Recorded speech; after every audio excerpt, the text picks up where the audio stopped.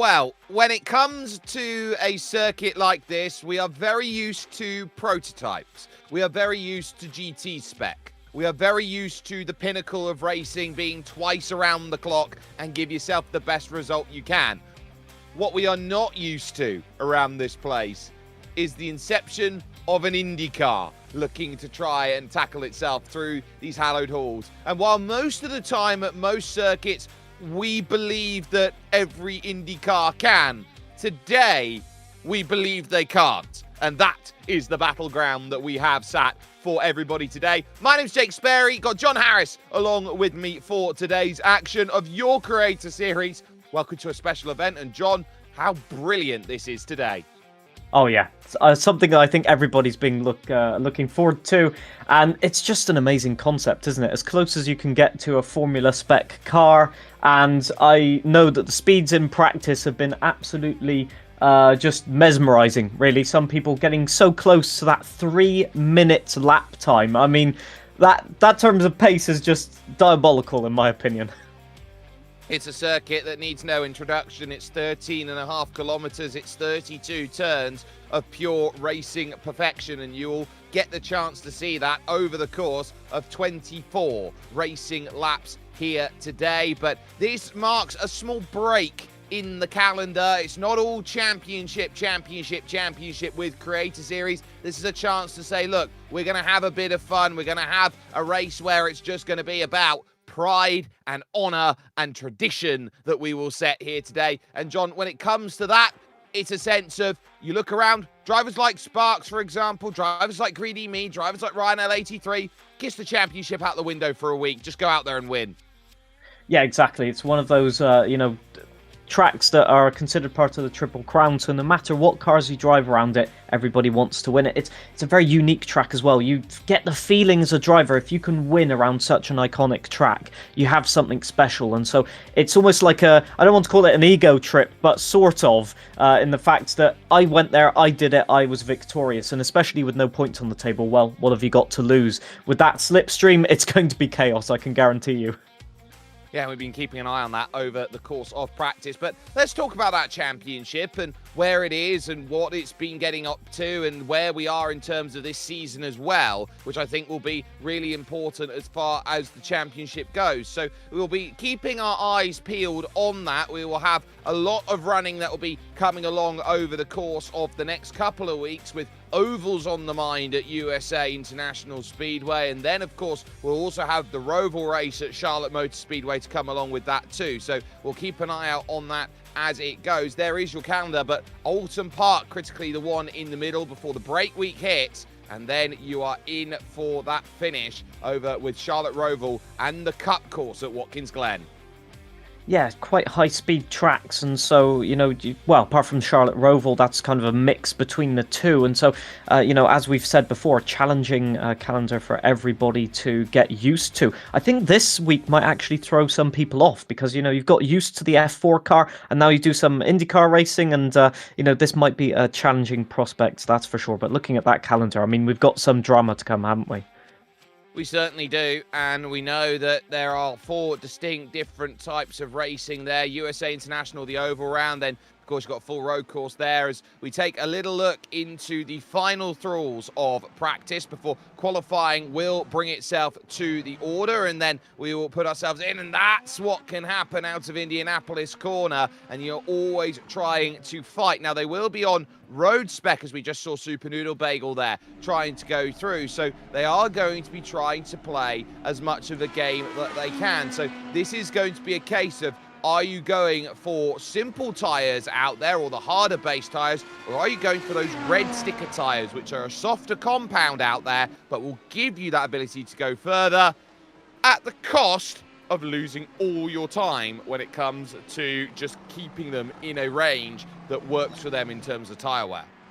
Yeah, you can see already just at the end of the lap, everybody's struggling a little bit, or indeed at turn 1 at the Dunlop chicane right there. It's very difficult on the brakes, and I must say, they have been running into not an issue, but just a quirk with the car, that you're going so fast on the straight. Remember, we've got no chicanes on this one. We are doing the old-fashioned layout of the Molzan straight, and that means that the tyres get so hot on the straight because you're going so fast that in Mulsanne corner they're actually struggling to get on the brakes. So there's a bit of an interesting quirk indeed in qualifying, in that they will be starting the race on the same compound of tyres. So theoretically, if you want to get yourself a great start to the race or get a great qualifying position, you want to go on the softer compound. But that tyre wear will have effect from lap 1, I think.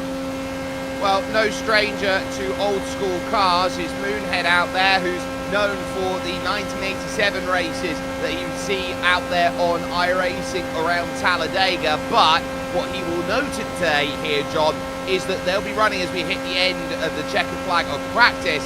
That this is effectively a 1987 spec of this circuit, the 24-hour Du Mans, in the sense that we have no chicanes to break it up on the Mulsanne. Yeah. So the Daytona chicane and Michelin chicane are completely gone. That means that the Hunaudière corner should be still flat out, but there is a slight more chance to get airborne. Mark Webber would know some things about that. But as for the rest of the layout, it's all the same. All of the modifications to the track were made in the 60s and 70s. So yeah, it's a familiar layout as we get into qualifying now. 10 minutes on the timer, which in best case scenario, according to my calculations, is 2 competitive laps if they get back into the pits of Swiftish. So it's going to be so tricky, and I think maybe drivers will be going for like a one-shot qualifying type thing, as we see Punju straight out of the pits trying to get the optimum track position. There's also a case of, do you want to slipstream someone on the straights? It's going to be an interesting qualifying session, that's for sure.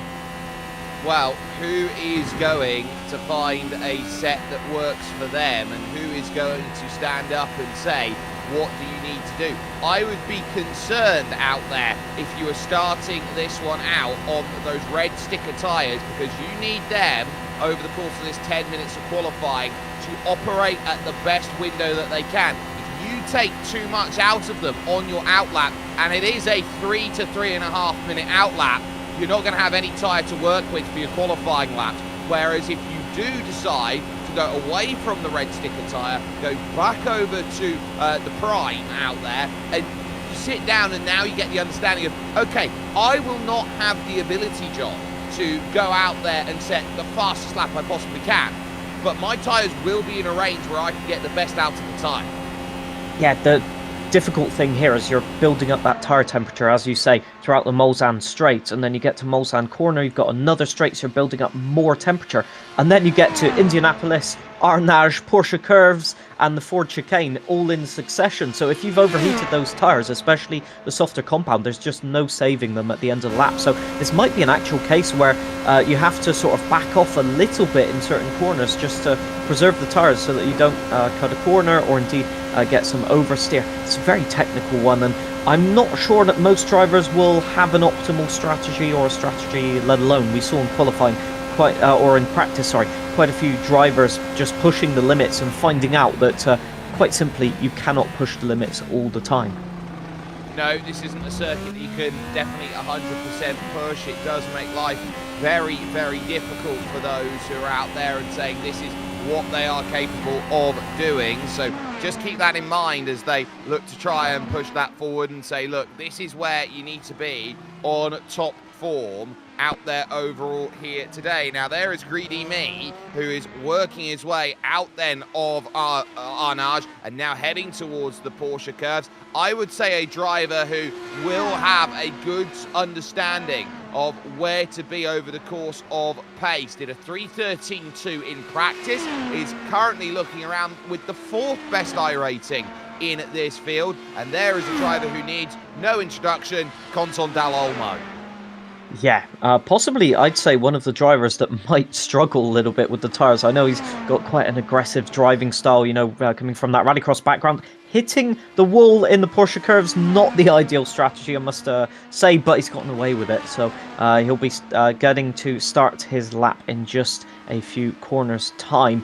I mean, the driving styles around here will cater to different capabilities. You've got some very fast flowing corners, but then you've got Indianapolis, Arnage, and the chicanes at the end of the lap, as we've got Punju starting his quali lap now. You can see the timer down as he goes into the Dunlop chicane. It's quite bouncy, the car over the curb, so you've got to be really careful on the traction through the S's. You've got to just try and keep the car in its sweet spot. It's got a lot of downforce, so you have to use that and just be confident, and then you settle in through Tertre Rouge and try and get a great exit, because that exit counts even more today, as you are flat out now for about 40 to 50 seconds. It's a long time at full throttle, and so you have to be making sure that you are taking the best line out there that you possibly can. And what I'm interested about is how drivers are looking to set this up and what is the quickest. Now, they'll look to try and take the toe of drivers in front, but what I'm surprised at is that we haven't seen drivers like Punju try and go for the crown of the road, because this is a part of the circuit that falls over with all the tractors that come along this section of road and all of the car traffic that runs on through. It actually crowns in the middle of the road, and so when you've got yourself up on the highest section of the road on a crown, it means that it's the best bit of road for the contact patches of the tyres. Look at that wiggle.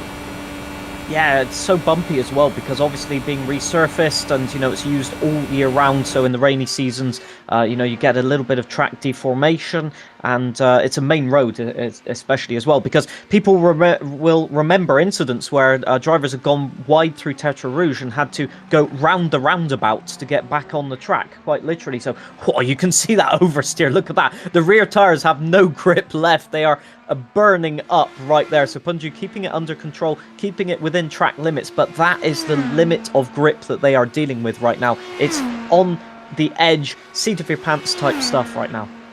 Well, while this section seems pretty, I would say, calm out there, once you get to the Porsche curves, you're putting the wear through the tyres, then even more than what you're just doing by raising the heat profile on the straights. That's where the scary factor is going to be. Already down to 4 minutes in qualifying, so you're only going to get really 2 attempts at it to go and make it work, and if you don't get it over the line in time, you're going to be on the wrong side of Lady Luck. You've got Infratic there as well. Fabio's going to try and chance his arm here today at Le Mans and see whether he's going to get everything that he wants out there, and is going to abandon off the racing line there, give Punju a little bit of a scare before trying to get up to speed, working hard through now the karting S's, as it's known here, this flick left passing the Alain Prost circuit there on the right-hand side, through Maison Blanche, and now over towards the rear Cour de Mont on to the circuit. So this Ford chicane will come up first, the left followed by the right. Get as aggressive as you can, and then the rear Cour de Mont with the Bugatti circuit that leads over to the line. Here's the benchmark coming across, a 3:13 flat. Says good enough for Punju out there, 0.8 quicker than his best time. Greedy me, short by 1.2. Yeah, the gaps are going to be quite big, obviously a 3-minute lap, so you will see gaps of probably a couple of tenths of a second. If we see sometimes within a couple of hundredths, I think some drivers might be a little bit disappointed. Lamp throwing it through the Ford chicane, the Raccord de Mont, really difficult. You can see the car bouncing on one tyre at most through there. Is it a good lap? I think it's 3:11. Yeah, that's a wonderful lap. 1.6 seconds. Clear at the front. Contandal almost slots into P4 there. So there's quite a big gap between the front runners, but in that midfield section, it's going to be so tricky. Also, a lot of gravel being drawn onto the circuit there might hamper lap times. It might do, especially when you need as much grip as you can, and so the corners are certainly going to be worth keeping in mind. That 3:11 from Lamp is certainly a huge margin. You want to try and hold on to that. Brendan Hyperstar then just cooling off and getting ready for one big attempt out there. So his opening lap hasn't gone to plan, and so he'll be looking to try and get himself in the best place possible. Chesnoy Gaming out there looking to make his push. Moonhead just behind that he'll be giving a little bit of a toe to as they work towards the Porsche curves, and it's very quick. You can see there the high front wing that they're running here today, needing as much downforce as they possibly can, trying to kick as much air up over the top of the profile of the tyres. Yeah, that does mean that we will not see the record of 405 kilometers per hour beaten on the Mulsanne straight, sadly, because of all of that aero balance. But I'm sure through the Porsche curves right now, Alex Gillen will be wanting all of that downforce and into the karting corner. So just, you've got to take as much speed as you can. But as you can see, the banking there really throws you off on these corners. You have to sort of tread carefully with the front tires to not get any understeer, but you know, Alex is used to this kind of high downforce car. Will he brake? He takes quite an unorthodox line into the Ford chicanes. This isn't going to help him. There's a car just rejoining the track, taking it quite conservatively. Will it be a good lap across the line? It's been tidy, but is it good enough? P4. I think he might be a little bit disappointed with that, as that is 2 seconds off the pace. Well, it's 2 seconds right now off the pace, and he's doing very well at the moment, but catches a massive slide going through the Dunlop chicane there, and he's got a livery that is, when it came up onto screen, our producer Gareth Allen turned into getting a coughing fit out there, so it certainly is something for the eye, has to be said, out there. But they are down to 18 seconds, so we could be at the limit already with qualifying attempt out there. Hayden Gullis, I don't think is going to get around in time to even set one. He is on his outlap right now, and he has not timed that well. Checkered flag's going to come out, and he's going to be mired at the back. So it did not work out for Hayden Gullis. So Infratic will be the first to the line, looking to go and try and jump up. It's still 1.3 to the good for Lamp, nearly 1.4. Wiggle on power for Infratic. A 3:13.7 is good enough to go P5 with that attempt. So there will be all about how many drivers can make the push up. Brendan Hyperstar going through the middle sector, heading through now towards the karting S's and Maison Blanche. It's Ryan L83 who could do something, John. Yeah, for sure. A little bit of a lock-up there. It's really, really tricky. I think we're not on board with Ryan right now. But now we are into the Ford chicane. So this is the last part of the lap, taking it very aggressively. He's always been doing that in practice, and he's been making it work. It looks like the car's still hooked up. The rear tires still have the grip in them. Will the time be there? Cross the line. And it is a pole position, well, provisional at the moment, a 3:10. That is incredible. That's demoralising for everybody else, surely. Well, it's tough, especially because it's 0.6 of a second faster than Lamp, who is in the pits and can't really do anything about that. Racing Chai could be someone out there trying to get that one sorted in the Sanrio machine of Hello Kitty colours, looking to try and get it done here today in Le Mans. So pushing through now, looking to be so aggressive now through this section of Maison Blanche, through the karting S's, and now looking to try and open up the end of the lap. This is where you've got to be so switched on to what this Indy car can do. You can see he's having to grab every corner, fighting for traction, and round you go. Racing's lap will be invalidated then as he loses it on the final corner and will have to start from the back. Here comes Brendan Hyperstar. Is he there to spoil Ryan Littlemore's party here? Makes the charge for the line. 3:10.8 to beat. Hyperstar 13.5. Oh my, not going to work on the roads. That lockup that we saw was Brendan Hyperstar there into Mulsanne corner. So that is devastating, really, for his time. I think the Sparks were on board with here, trying to set a lap. I mean, they're just going into the Porsche curves right now, if I'm correct. Yes, indeed. So very, very tricky part of the lap. I think the Indy Car, or Indy Can't, I should say, is just the last chicane. The tires are appearing to just completely drop off. So let us see. Is Sparks on the lap? I'm not exactly sure. It doesn't look like it. No, he's not. For the moment. So yeah, he's missed out, hasn't he? He has. He's just gone out on an outlap at the worst possible time, so he'll have to go from the back. And that, as far as qualifying will go, will be that. A few drivers are missed out. The field is stacked and set. Ryan L83 will take the pole. Lamp then will be in second, and unsafety car 1 will be Nick Pakin for today. We'll be going from third with Punju in fourth. It's then Alex Gillen and Brendan Hyperstar fifth and sixth. Infratic will go from seventh with Greedy Meat in eighth, and then your two VTubers out there, Reska Kyoso and Lithfox, who will round out your top 10. Just 17 setting times in qualifying with Matt 212 and Conton Dal Olmo in 11th and 12th. Super Noodle Bagel will go from 13th ahead of Josh's Corner and Storm Molina. You've then got Grand Pooh Bear and Chesnoy Gaming then in play. So the rest of the field will drum up by iRacing, which means it will then be Sparks, Hayden Gullis, Racing Chai, and Cephalosis, and then Moonhead, who will be your field to stack here today of 22 creators in this Creator Series battle. A look there as we wait for qualifying to go to warm-up, John, at the Stade Marie-Marvant, a fantastic stadium, home of the Le Mans 92 Football Club, and as well the very good Le Mans Rugby Union team. Yeah, I mean, sport is a mainstay of everything in France, and a lot of French people just consider this track as like a national monument. Really, it's something that is venerated, and as soon as there is talks of closing part of the track or renovating part of the track, you have people that are very happy to have it happen, but also people that want it preserved as is. So it's quite a balancing act for the organisers, and I know for a long time that French authorities have tried to close the Mulsanne Strait, for example, to traffic, or put some sort of measures in effect, but the French people always fight back on that. And it's lovely to see, because having all the venues in the same place means that it's just easy for the public to get there. And it's one of those tracks where spectating is lovely, because you can just walk around the track, go next to a fence, and there you go, you've got a view of the tracks. One of the few circuits, I think, where that's now possible, seeing with all the safety measures. Quite an old school track, in my opinion.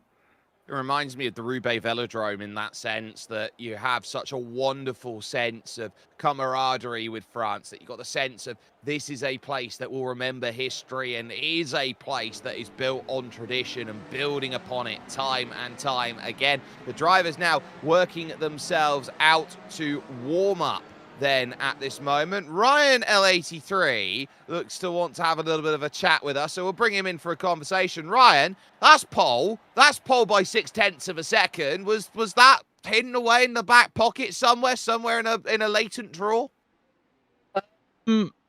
Probably yes. I bailed on the first lap because I overcooked the tyres on the outlap, so just did a bit of a cool down. Tyre temp went down and just went for it. If I didn't get it, it would be, but I love this car. So, especially in the road configuration of the car, so, and Le Mans, so, or Circuit de Save, or whatever you have to call it. But no, I was quite surprised with the lap, because I was expecting Lamp to be up there with me, so, we'll see.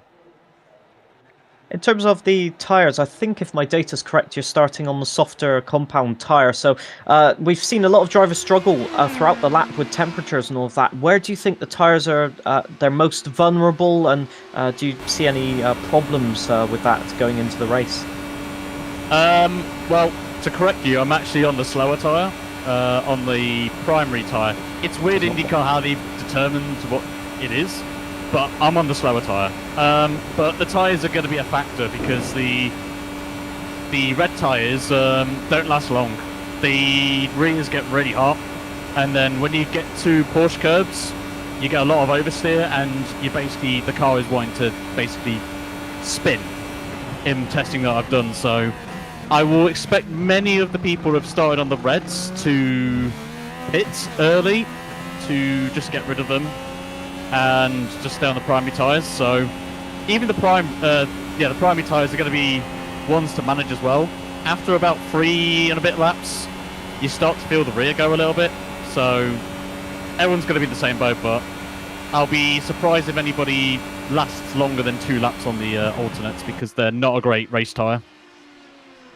Well, we will hope that you will be able to last over the course of racing. Ryan L83 there, your pole sitter for today's racing action here from Le Mans, and we will be in for an absolute showcase of what the Creator Series is all about, from top to bottom out there, because it's not just a case here, John, of drivers looking to push and say, what can they do? It will be a case of where can they go, as we'll take a little look at your grid in full then as they get themselves ready for racing action with about 1 minute and 40 seconds before they will take to their grid and their warm-up that will bring itself through. But John, a really important key for them is to make sure that they hold themselves steady and give themselves a chance by the time they get to lap 24, because this will open up. Ryan L83 will be there as your pole sitter. Lamp will be alongside on that front row. Then it's Nick Pakin in third,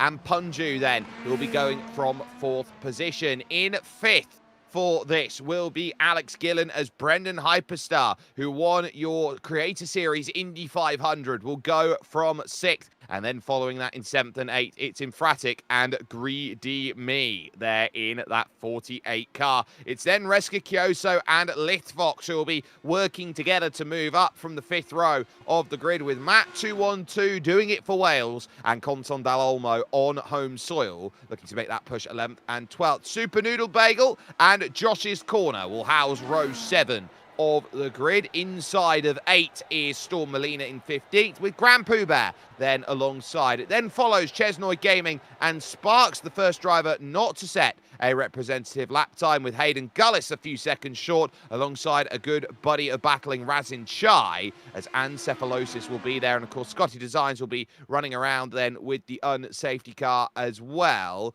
as the likes of Moonhead down at the back in 23rd position, looking to style and aura as terms of the way this race will go. But John, it's about hold your nerve. Yeah, for sure. Hold your nerve, stay out of trouble. There's going to be a lot of slipstreaming, counter slipstreaming, whatever you want to call it.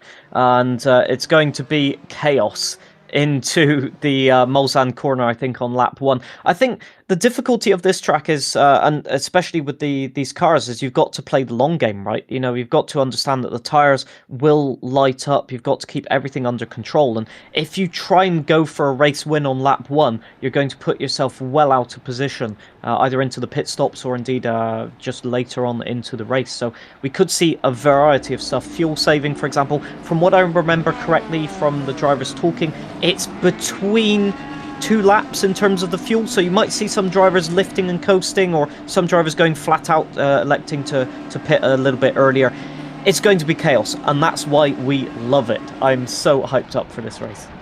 I am too, and it looks like as the tricolor goes over, it's a standing start, which is going to be very unique for all of these drivers, because traditionally, this is a car that you have to get someone to stick something in the rear exhaust to get it to start firing up and working on all cylinders. So as that all sets, it's going to be a very tough ordeal for all of these drivers. The good luck call then for absolutely everyone, as the field is now on the grid, but there will be now a case of who is set, who is ready, and who can navigate with what they have available to them. Now is the time to prove that they have got themselves with everything that they've got, and they will look at this and say, look, we've got 1 minute before the lights will start to form themselves up and get themselves ready. They will have the chance to sit and bask in what are some pretty good conditions for racing. It's a 24-degree track temperature, slightly on the cold side here today at the Circuit de 24 Heures du Mans. So this will be a tough run. Watch out for those who will have to go straight on at the opening chicane. That one will be the Dunlop chicane, and then up over the top of over the top of the Descent de la Chapelle into Tetra Rouge. It is going to be all about who can do their level best with this one. A very distinct mix between drivers, between going on the primary or, of course, that option which is there. It's now time to get yourself set and ready, because it's only 24 laps for a circuit that normally does 24 hours. Your Creator Series Indy Can't special is underway. Lightning start by Ryan L83, and look out from Brendan Hyperstar. Got a very good launch there off of the front of the field. So too did Greedy Me as they work themselves up towards that Dunlop chicane. Lamp and Nick Pakin have held themselves steady in second and third, and Nick defends the line and takes second away. Yeah, that was great driving from Greedy Me to try and get the start, just lighting up the tyres. But in the midfield, Alex Gillen's got swallowed up a little bit, and he's stuck behind, well, wanting to use the softer compound tyre, going wide as well. He's about to get overtaken by Punju, I think that is, but Punju decided to not hold it round the outside. You've got to bide your time, especially into Tetra Rouge. You do not want to get a snap of oversteer. And on already to the Mulsanne straight, Ryan L83 has checked out in the lead. Yeah, one spinner at the start. That was Grand Poubert. 3 wide. They're going to start pushing here as Infratic has Lithium Fox and Reska Kyoso. But you're going to find that 6th gear isn't really going to work today. So you've got to work out where's the right place to start making that move. Great little cut-throughs from different areas. You've got Alex Gillen having to pull back into line with Greedy Me, and you're going to have to start working the train tactics. Look how busy it is in the middle. A one car absolutely drops like a stone, and it's Brendan Hyperstar who wants none of it. Yeah, I think just maybe saving fuel or just getting out of it, because you're about to approach Hunaudière at full speed. That is the Michelin chicane that you normally see and you normally go through, but we're going flat out here through Hunaudière. Thankfully, not too bouncy for all of the cars. They've got a lot of downforce, but I mean into this braking zone when you're going 4 cars deep like this. Yeah, quite rightly so, some cars backing off. But look at the gap that Ryan has, 1 second, even with that slipstream. It is Nick Pakin that makes it into P2, but there's a lot of gravel on track. Alex Gillen just trying to get around the outside of Punju, but it's not happening really. And Greedy Me still keeping that advantage as well in P4. So he's at the front of the train now, not exactly where you want to be. Infratic with a little tag against Reska Kyoso will be a little bit concerned about it, but Gillen now trying to get by Punju, trying to get by Greedy Me. They've sorted themselves out, top 3 clear at the moment, side by side. Lithium Fox and Storm Molina going at it. Lithium, he's got what he wants at the moment and knows that there's a group behind trying to get through. Josh's corners there with Super Noodle Bagel, Razin Shai. Brendan Hyperstar might want to get back into it as well. So it's a huge slew at the moment, and this is what we love. Slipstream style racing bringing itself to the front. Lamp now gets the clearance on Nick Bacon and can start using that pace that he's got underneath him to try and work through these Porsche curves and say, this is where I can start building that gap back down again. He's already cut it down to 1.3. Look at the difference in tyres as well. Punju on the softer compound tyres. Whoa, both Lamp and Nick Pagan go really, really wide. So just keeping it under control. All of the soft compound runners are already dropping the pace. Punju cannot keep the pace. Greedy Me is stuck behind, and Alex Gillen just can't do anything. And look at the amount of speed, apex speed, that Greedy Me is able to carry. Although he's gone wide there, he's going to clout the curb, and this might give a run to Alex. Can he get the overspeed? He's going to get the slipstream into the Dunlop curve, but it's such a tricky braking zone. You've got to turn, get it onto the apex and get it stopped at the same time. Let's see if he goes for it. Alex Gillen decides to not do it. I mean, I thought he was going for it then, but no, it's defending against Matt 212 because out of nowhere he's got the slipstream, and here comes Infratic as well. And drivers in the pits here, Ancephalosis, Reska Kyoso and Lithium Fox. So both the VTubers have come in and pit in. That's wide from Greedy Me, having to really rag on it. Sparks as well into the pits, but on to the Mulsanne. Then for the second launch along and working on then past this run with no chicanes to help them. It is all about pure pace that is needed to be had, and now it's all about, can you get speed and can you jump on up? Matt 212 getting freight trained then. You've got to be very careful about going too wide. You need to have the overspeed, because the moment that you get buffeted by that wall of air, if you don't have someone helping you push through that section, it's tough. And now to the outside, trying to get a bit of side draft here is Matt 212. That will force then Alex Gillen to try and go through on Greedy Me, and we are 3 wide. This is absolutely ridiculous, because as soon as one car gets ahead, they give the slipstream, and then it's just a tug of war, really. Nobody winning out, really. Alex on the inside, but that is only temporarily, as Infratic is looking for a gap, just not finding anything. He's going to go for it, but Alex closes the door on the inside, saying, you just can't do it through here. Infratic backing off and saying, well, look, you guys fight it out. Matt 212 breaks early. Infratic nearly collects him, but Greedy Me defends the place second in the pecking order, at least. Infratic getting so loose right there. Storm Molina also drafting onto the back of them as well. So there's a lot of people that are just not stuck in position, but just looking for a strategy. And you'll notice as well that they have a push to pass button, which could come into great effect today in terms of just trying to get a run on somebody.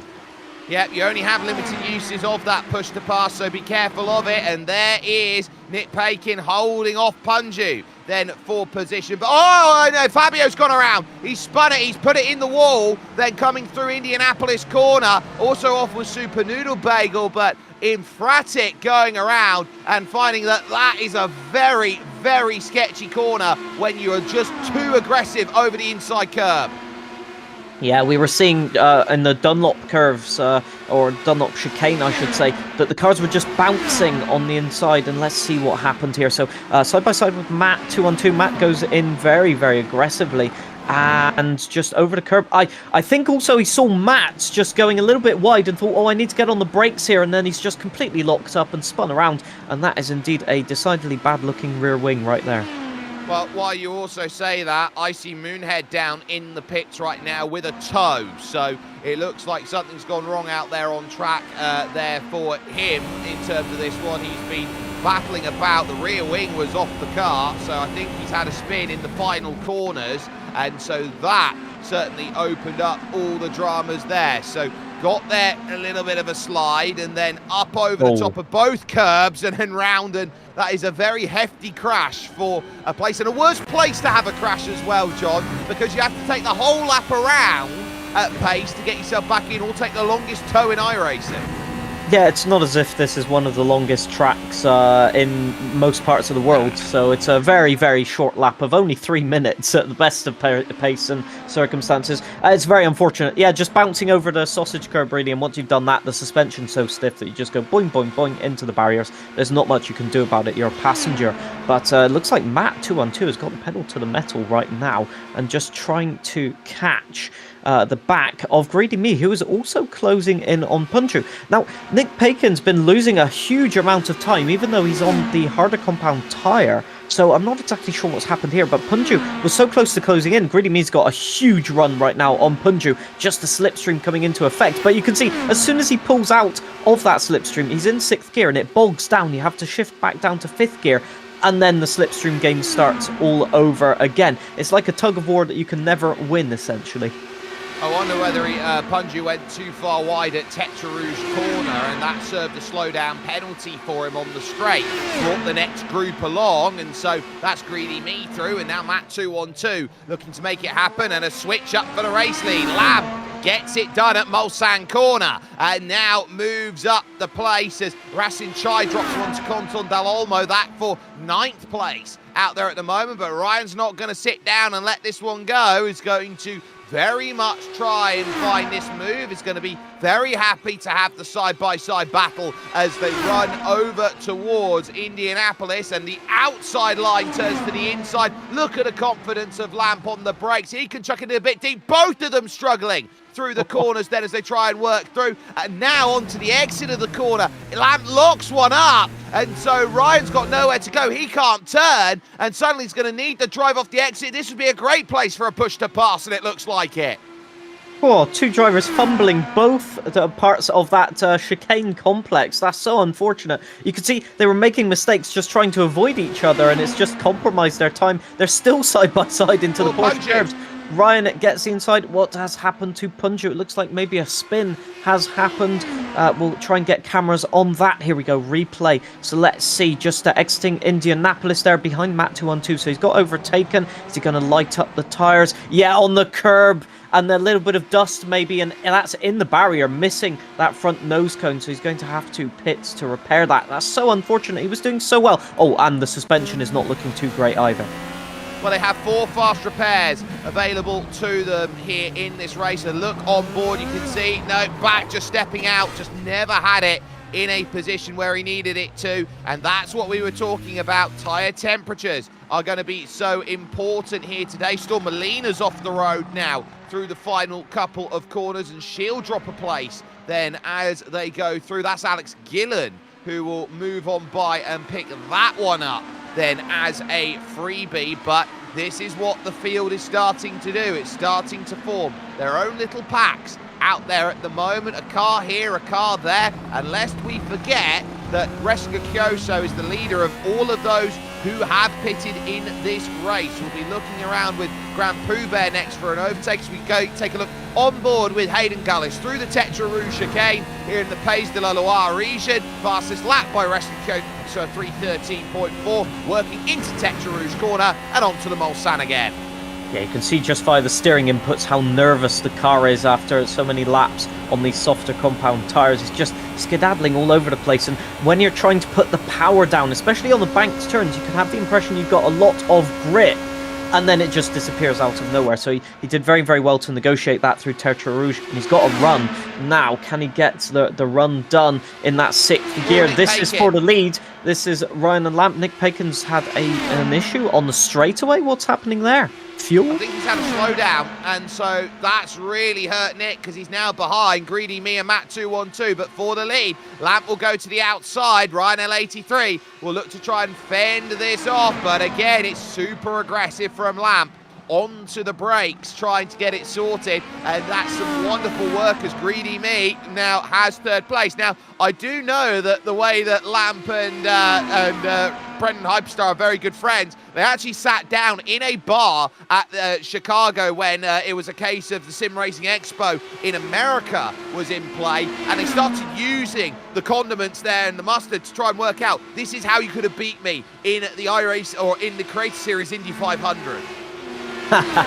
Strategy using biscuits and other assortments in a restaurant. I do appreciate that. That's a great way of explaining strategy, I guess. Oh, the tag right there, and that's Matt 212 rounding into the barrier. That's so unfortunate. The contact, I think that was with Nick Pakin there, so just nothing he could do really into Indianapolis. I think that was just a case of missed or not predicting the other person's line. I mean, Nick goes in deep and it's just a tag, yes. So I think Matt was expecting to be a little bit harder on the brakes, but they both broke at the same time, and that means they were fighting over the same bit of tarmac, sadly. I wonder if he got aero loose. It's possible, I do wonder whether he just got aero loose, that he had to turn, it wasn't there, and so the car just gets loose. And when you unwind a car like this, which needs all that downforce to keep it planted down, it's so easy for the car to just snap and be unpredictable while it's off throttle. Yeah, I think you're quite correct in that, actually. With the banking, the bumpiness into Indianapolis, that's a huge one. That's Alex Dillon. Yeah, the livery at least is serving its purpose in us being able to recognise it. That has been a hefty collision through there. Not exactly sure who that was. Oh no. So a lap down, I guess. Yeah, lap down as Lamp and Ryan L83 both come down to the pit. Oh no. Caught the curb wrong at the Porsche curves, bang! Alex Gillen's got nowhere to go in that section. That's the part that makes it feel like a street circuit. Yeah, it's flat out through there, so you keep it pinned, and Brendan Hyperstar avoiding that very skillfully as well. So let's see, Moonhead just taking the wrong line and getting on the grass, oh yeah, and then put on the brakes, and there's no, I mean, Moonhead didn't really do anything too wrong. I mean, once you get it loose, you're just trying to save the car, but Alex just in the wrong place at the wrong time. This is giving me Fernando Alonso Baku vibes right now. This is skillful driving right there to get it back to the pits. If he wins from here, I swear, this is going to be one of those moments. Nick Pakin has stayed out and is your leader at this point in time, with Greedy Me also having pitted. You got Scotty Designs out there and racing, by the way, out there, which is a shock to me, and doing a good job of things right now in 3rd. But it shows you with the fuel tank that they're running today, it's not 100%. They've only got this limited to a 70% fuel tank, so they're gonna have to make pit stops.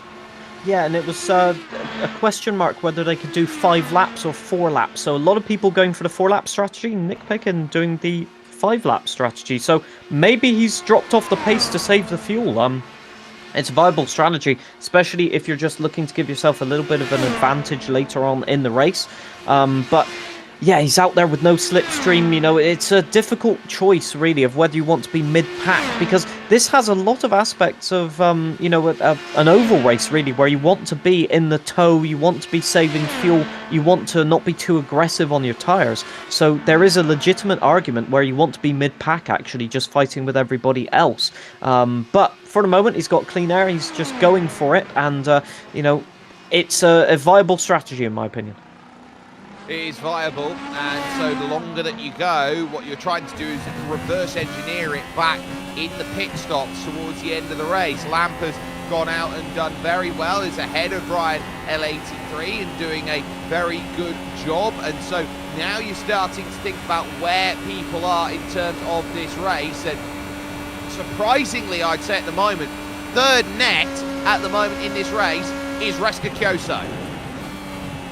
Yeah, I mean, that early pit stop has definitely worked out. The change onto the harder compound tyre is really having a good effect. I mean, we're seeing the lap times being about a second difference per lap between the two compounds, especially those that have not pitted on the softer compound tyre. I mean, their pace is just falling off a cliff right now. So it's kind of one of those things where we've got the bizarre thing of over about 3 or 4 laps, the harder compound is much faster, and then both tyres set to overheat as that is Contant getting it hugely sideways out of Arnage. He'll be under attack from Razin, definitely into the Porsche curves, although I think Razin's decided he'll stick behind for a moment, and an unsafety car has been called for debris on track, we are being told. All of those Alex Gillen part. I think it's for Scotty, who went off the road and had Lamp and Ryan L83 in front, and basically found himself with no pace at all and very nearly caused a massive accident. So it would have been for a slow car on circuit. You can see he's just trying to clutch his way home by the looks of it, and then look, scares himself out of the way. He's stuck at 65 kilometers an hour. I'm not sure Scotty was going to be able to get that one home on his own power, and he couldn't. Yeah, that's rough, just miscalculating a little bit, and that is sadly what happens. Is so easy. I mean, it's a long lap, so you start the lap with you know, a lot of fuel, for example, and you know, you think, oh, I can easily do another lap. Same thing for tires. If the tires feel okay, you think, oh, I can easily do another lap, and then over 3 minutes, a lot can change, and yeah, that is very unfortunate. But it does mean that everybody that hasn't pitted has a chance to get a not a free pit stop, but a severely discounted pit stop, let's call it, and that might throw a spanner in the works in terms of strategy, that's for sure.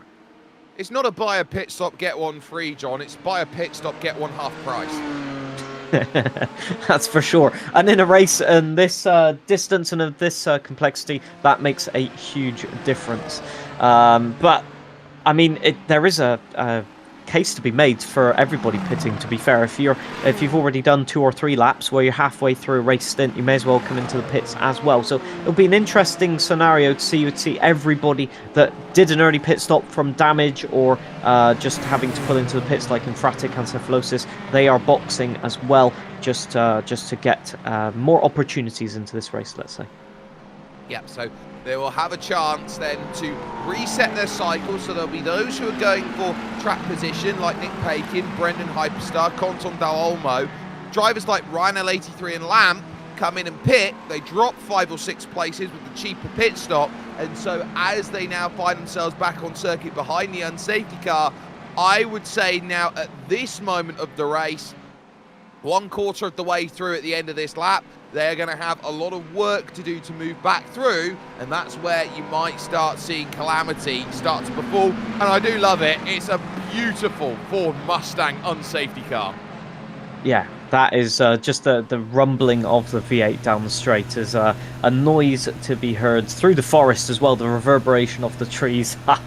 Lovely stuff. I mean, it reminds you of the Garage 56, doesn't it, with the NASCAR engine, racing quite a few, maybe, was it 2 years ago now at this point? You know, you just love hearing the old school engines, and you know, obviously IndyCar makes a huge noise as well, so I'm sure spectators both on our channels and indeed at the racing circuit will be loving and lapping it up, as they say, as they go past. That they certainly will, so we will keep an eye out on those who look to try and say, look, we can start charging forward, we can start making progress. You always buy a ticket in these races to the end. Now, I am looking around and I am seeing that Moonhead, for example, is out there on circuit, buried still in the barriers, and may have just gotten up from the car and walked away from it because he has got that thing planted in the barriers right now. And we'll be looking around going, you know what, this would be the sort of time I would gain 2 laps back as a driver doing these races, but at the moment, very stuck. Also trying to figure out where that is exactly on track. Is that the Porsche curves?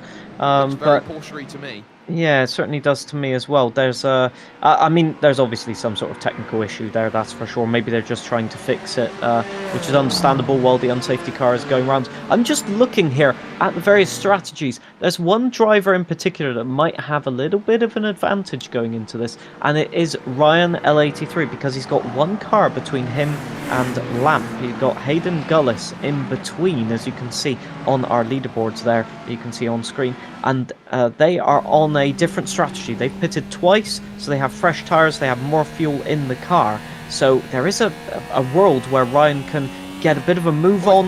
Sorry, hold on, because this is an Indy Car thing where they have random places to start races. Think about Mid-Ohio, they start at around turn 3 as the unsafety car peels off, and so when that goes away, control of the pace is going to be with Nick Pakin, and they're back to running. Oh, he's been leapfrogged. Oh, brilliant. Brendan Hyperstar caught him napping.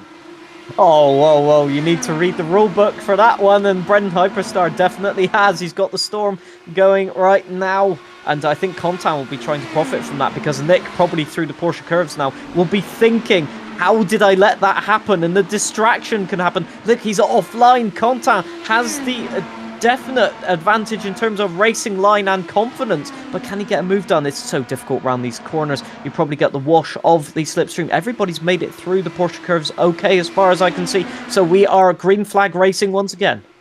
Yeah, and critically, Hayden Gullis has made the pass on Ryan L83, so that puts him now back in a position. And look at Lamp, he's going to come straight down into the pits then. So Lamp making the call to go and get that sorted and get off of the red sticker tyres to go back onto the primary. So that will certainly work out in play to say, look, I've got my tyre change out of the way. We'll work on something else a little bit later. Conson Dal Olmo in P3. Now at the moment on to lap 7 and looking to hunt Nick Pakin down, and Brendan Hyperstar, who leads this field right now here in the French countryside.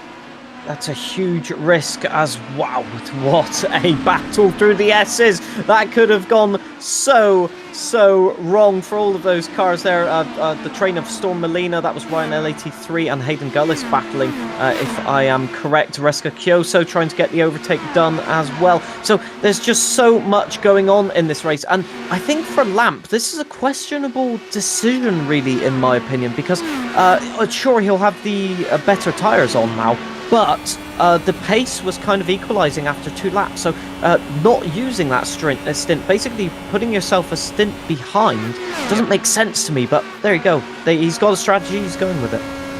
Yeah, and a slowdown for Nick Pakin has really hurt, because Razin Chai is through, Conton Dal Olmo are on board with, looking to try and take the race lead away from Brendan Hyperstar. Reska Kyoso now up to 6th. Hayden Gullis jumps up now to 7th, and now the moves being made here, all up and down the timing tower. You have to go back to 3rd because it is getting busy as the race lead is there and in play. Razin Chai watches as the pass is made by Conton Dal Olmo, but they're 2 wide, 3 deep, heading over to Mulsanne corner, and for the moment it's Reska Kyoso in that group behind, who looks like they've come out on top, with Storm Molina just behind Ryan L83, and then Hayden Gullis, Nick Pakin, Lithium Fox, Greedy Me, Super Noodle Bagel, and Josh's Corner all there.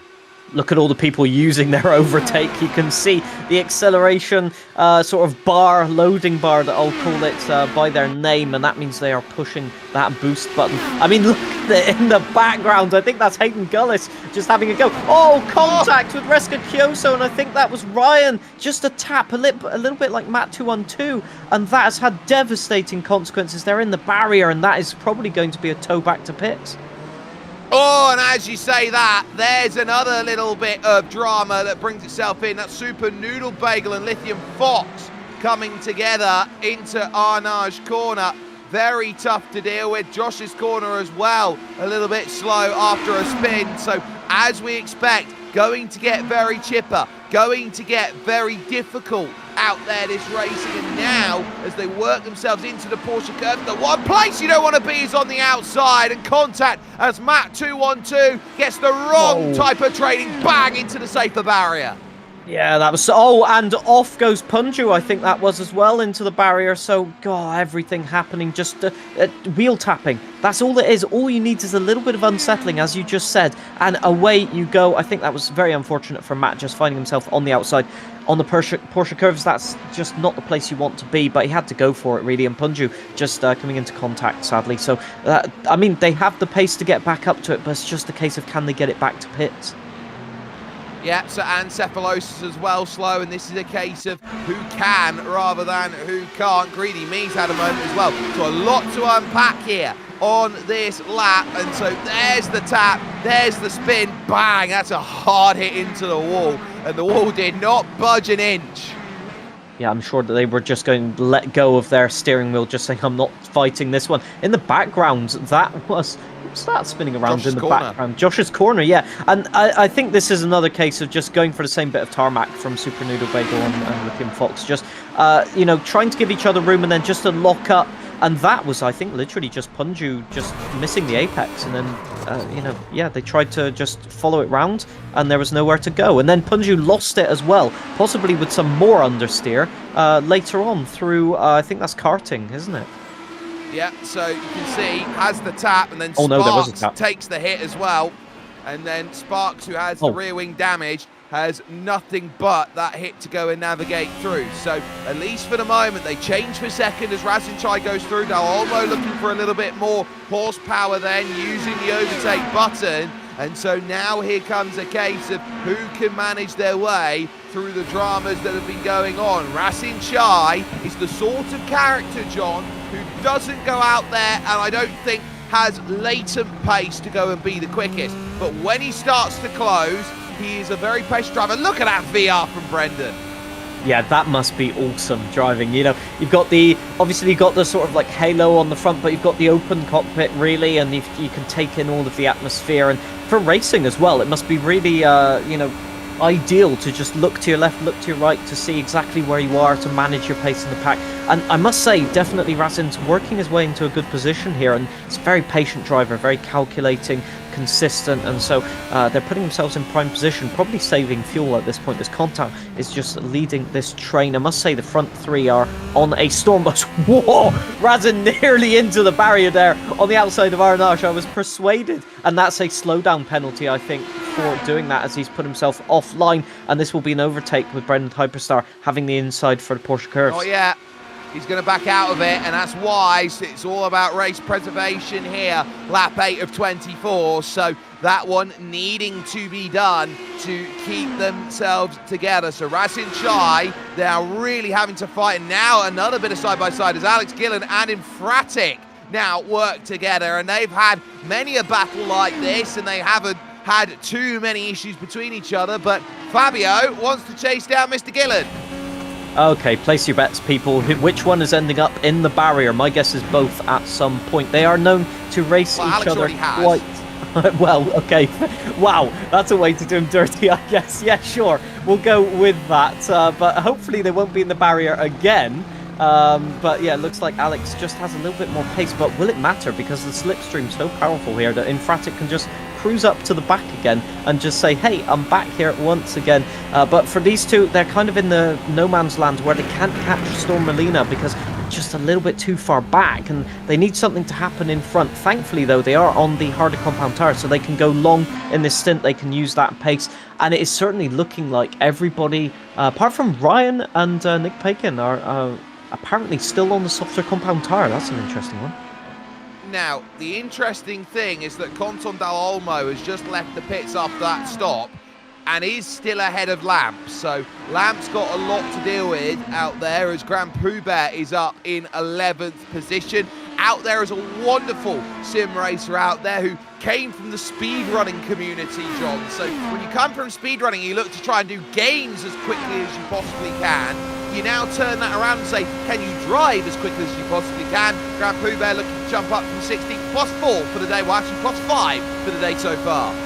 I do not recommend straight lining the Ford chicane, for example, the speedrun strategy, but it won't work out in your favor. Yeah, that's true, yes. Saves a few pixels when you have to reset to pits, though, when you're in the barrier, so it can work out, but maybe a risky strategy. But it can help in terms of risk assessment. You know, when you've got such a high-pressure environment, such as speedrunning, you learn to just automate certain tasks, and that is a key advantage, to just free up mental capacity to either race each other cleaner or just pick the right lines. As Ryan dipping into the gravel, this might gain Hayden Gullis an opportunity here. He's very close. He's never been so high up. It's very lofty being up here in third place, where Hayden looks to take this place back with the likes of Ryan L83, who goes through what we note from a Hayden Gullis race. It's traditionally 15th for about 15 of the 24 laps, and magically at the end he finishes 6th.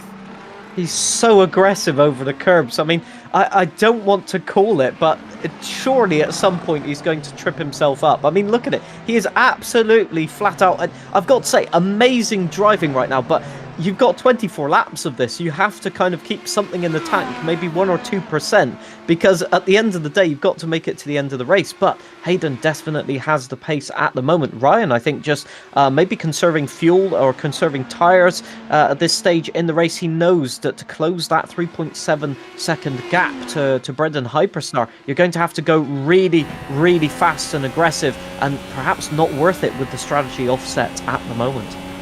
There is Brendan Hyperstar trying to stay with Razin Chai, who dives into the pits then on lap 9's end. You've got to be careful with the pit lane here, because if you overcook it going in, you'll get an unsafe pit entry. That's a mistake from Brendan as he overdoes it on the rear quarter. Gullis in, Ryan Littlemore in, and so too Alex Gillen. So welcome to the pit stop cycle of all those who decided that they weren't going to pit under the unsafety car. Yeah, this will be interesting to see what happens to Lampa and Quentin Delolmo. Will they come out will they still be in front? Will they be behind? Will that strategy have worked out? There's a lot of questions happening. A lot of people in the pit lane can be very distracting as well. So this is crunch time, really, as we see Razin already leaving the pit. So all of these drivers will see that, and they will think, oh, I'm a pit stop behind here. What can I do to, can have a real mental game effect as leaving the pits, Ryan and Hayden still side by side, nothing to choose between them, but crucially it is Ryan out ahead. And so you're looking around and you're saying, look, Ryan Littlemore's been able to just be a little bit behind, but Razin Chai ahead.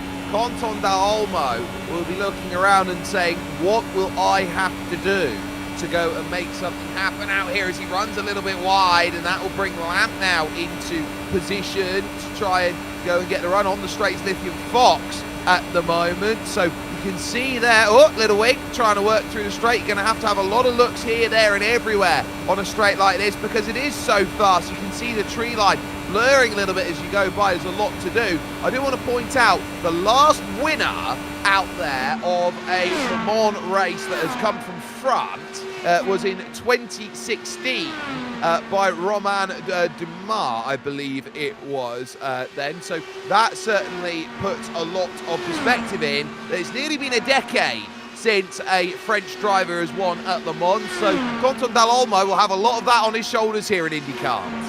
It's actually a funny thing that you mention that, because I was actually just looking through a lot of the French drivers had sort of a glory days period between the 70s and the 90s, and it kind of tapered off after that as they went into stuff like Formula One, with people, obviously, as you know, Alain Prost and a load of other people that I could mention, but also into the world of rally. And endurance racing has definitely sort of tapered off for the French, even though they've got the most iconic endurance racing circuit of the world. It's kind of a paradox, isn't it? They're there for the show and the food and the drinks, that's for sure. Battle of the multicoloured liveries then, as Grand Pooh Bear and Super Noodle Bagel will try and figure out, can they go and get this pass done? It's Super Noodle Bagel on the left, which is your right of screen, and able to hold off Grand Pooh Bear's advances going through the right-hander at the Mulsanne corner, and now heading over as they go by the golf course Day 20 for Ua Dumont on the right-hand side. They will now make the head back for home as they focus on. Little bit of grass pickup for Ryan L83 as Lamp now has the clearance required to move on through. So Lamp now realising that Ryan is right on the heels. Yeah, that's for sure. That's a daunting prospect for everybody in front. And I must say, Lamp is just out of position in terms of strategy. The tyres, you can definitely see it through the Porsche curves here into karting, especially round the outside. Will Ryan try? No, Lamp goes in deep, just trying to protect the apex a little bit there. And that strategy hasn't really worked out for Lamp. I mean, Contan's got, wow, okay, the overtake button or something happening right there, because Ryan has made an overtake in the most improbable place on the track, I think. Well, you don't often see him like that, and Ryan just taking a wonderful line through, using that overspeed, cutting to the inside, out of the S's and gaining the place. Out comes Brendan Hyperstar, out of the frying pan, into the fire, gets the tower buzzed, going into the first chicane. Ryan locks it up behind Canton Dal Olmo, and so work to be done by Brendan Hyperstar and Lamp. It is 5 at the front. They're all trying to chase Rasin Chai. I mean, Contan has been the biggest winner of the lot here. He's in P2 out of nowhere, you know, after just taking a different strategy to everybody else. He's only got 1 extra lap on the tyres, so he's in a really good place right now. And he's come from basically not the back of the grid, but at least the midfield of the grid. So I noticed his pace on the opening stint on the softer compound tyres was really, really strong. And I wasn't expecting his pace on the harder compound to be this strong, but he's definitely in contention here. If he can save a bit of fuel, maybe go that 1 lap extra on these set of tyres to put him back in a shot of having the same stint as everybody else, as Ryan will look to get the overspeed, trying to catch Razin. You want to be in that slipstream, and for Brendan behind, there's a bit of a gap now, and that's worrying. They need to get a move on. 1.8 seconds, the gap is side by side. You see that draft happening, and as soon as Ryan pulled out, he lost all of the speed over Contan. Contan is already on the back of the rear diffuser of Ryan, and they will go that way through Naudier into the Molzan corner in just a second. But you know, at the front of this pack, they have got their strategy sorted out now. They know what they're doing. It's all about pace and consistency at this point. Yep, so Ryan L83 through on Canton Dal Olmo, going, you're not going to chase me down? You're not going to come back, have a bite at me, try and help to catch Rasin Chai in this one? Here's a look at Lamp at this moment in time. Very calm, I'd say, at the moment. A little look at Lamp. This is a case of, okay, I've got the focus there set, and it's very much a case of a pressure cooker situation in 5th, and your main rival in this race is a little bit down the road. You're going to have to work here with your good friend Brendan Hyperstar to get this one sorted, unless they have a strategy in the bank that is going to get them to exactly where they want to. Halfway will be score complete at the end of the next lap. Yeah, it's just a tantalising race, and that has so much more to deliver. As you can see, Lamp just getting a little bit, well, not confident with the curbs. I think maybe the tyres just going off a little bit, and look at the just car lengths that he's given up, Hayden. and indeed position. Hello, Hayden. He came out of nowhere, just got a run, and I think just Lamp deciding that, well, the tyres are gone. He's probably might be pitting this lap, actually, looking at the race stint. He's 4 laps into the stint. It's either this lap or next lap, if you're lucky, on the fuel, so we'll have to wait and see. Just want to say, I have seen a 322 kilometers per hour pop up for Storm Melina on the Molzan straight. That is precisely 100 kilometers per hour less than the Peugeot that set the unofficial top speed down the Molzan without the chicanes. So that downforce having a huge effect, but they're still hurtling down, and we do see Lamp come into the pits at the end of this lap. Yep, so Lamp now needing to make this stop and set this up. Fastest lap of the race by Ryan L83, a 3:11.7 then was set on that go around, a full 1.3 seconds quicker than Rasin Chai on that attempt. Canton Dal Olmo on a 13.3, 13 flat there from Rasin Chai, enough to hold. Through the Tetrarouge chicane, your leaders go, and now to Tetrarouge corner here. Fast right-hander, you can't go too wide or a slowdown penalty will jump into play. Josh's corner and Grand Poubert having a bit of a ding-dong battle as into the pits comes Grand Poubert. Yeah, there are only 2 cars at the moment that are in the 3:11s in terms of lap times, and that is Ryan and that is Contant Dall'Olmo as well. So those 2 are lapping insane lap times at the moment, just everybody else in the 12s or 13s. And Razin has been caught a 3:12 last time out, and that is not enough to keep Ryan at bay. We'll have a change for the lead using that 6th gear, and you can see there Ryan changing down to 5th immediately to keep the revs up as he pops out of the slipstream. You see that a lot on oval tracks, you're seeing it today. That is the type of strategy and type of knowledge that you need to know to win a race with such a long straight. And supposedly you'll see that as well with the 2026 Formula One cars out there with their issues of derating batteries and the like. So you're seeing here from Racing Chai, a case of can't get through, but I think part of that hold there from Ryan L83, he realises not only do I have to get the speed, not only do I have to get the slipstream, not only do I have to get through as Infratic passes Alex Gillen for position, but you also have to use a push to pass out there, John, just to keep the pace up to get the clearance. Yeah, for sure. You can't get stuck alongside. You need to just go for it. And, you know, we may reach the end of the race where some people don't have a push to pass left at all. As I just want to point out, we did see Brendan Hyperstar have a huge lock-up into Mulsanne there. He made the corner, but that was quite spectacular in the background. So they're all pushing flat out. Just Brendan trying to close the gap. He's got Hayden Gullis right on the rear end as well. So it's all pressure as they go through Indianapolis and now into Arnage. This is where Punju lit it up over the curb. Hayden just having to tread carefully there. He knew he was going wide and he's lost another car length. So it's a case of, again, the tyres are overheating, so you've just got to play really carefully with that. And I think the drivers are figuring that out now. As, again, side-by-sides everywhere with Lamp now trying to gain some positions back. I think that's on Josh's corner. Yeah, we can confirm that Nick Pakin is out here in terms of this race, struggling about with what he needs to do here today. So ultimately I think that came down to contact with Lithium Fox, which causes the retirement there in that regard. So at least for this moment in time, they're now starting to form their own packs in Fratic and Alex Gillen with Lithium Fox there in the background. This one closing in to be a 3-car scrap as in comes Contant Dall'Olmo. Yeah, in the pits, he had to really. It's a short stint, actually. He's only done 3 laps on that stint. What has gone on for Contant? That is not a good stint whatsoever. I think what has happened, he's probably tried turning the fuel mix up. And this was a discussion between the drivers that you don't gain that much pace, maybe 1 or 2 seconds. That would explain the quick lap times from Contant. But you sacrifice a lap in terms of fuel. That 3-lap stint might be an indication of that. And that puts him another lap down. So basically putting him on par with Lamp at this point, in that they're 2 laps behind everybody else in terms of fuel and tyres. But that's not the end of the world. If an unsafety car were to come out and neutralise the field again, they'd have an opportunity to either move their strategy point or bring themselves in. So when you've got such short pit windows here, 4 or 5 laps out there over the course of this one, John, you start thinking about, oh, okay, you're not really moving the bar too much with these unsafety cars when you've got a wide window, for example, of 30 laps to 40 laps at conventional circuits. You don't really think about that too much. It's a case of are you on or are you not? Here, it's can I pivot?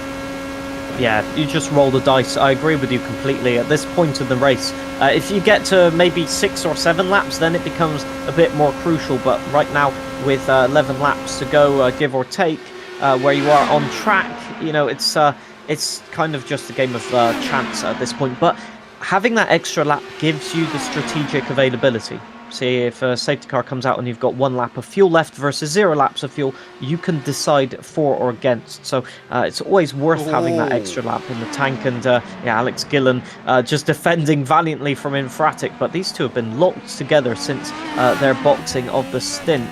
And we've got Lithium Fox behind as well, just wanting to get in on the action after their earlier contact. Well, Infratic lifted out there. I thought he was a little bit coy in terms of making that move. And Alex Gillen will note that and say, if you're going to be that coy with me, you're not going to win this game of Go Fish.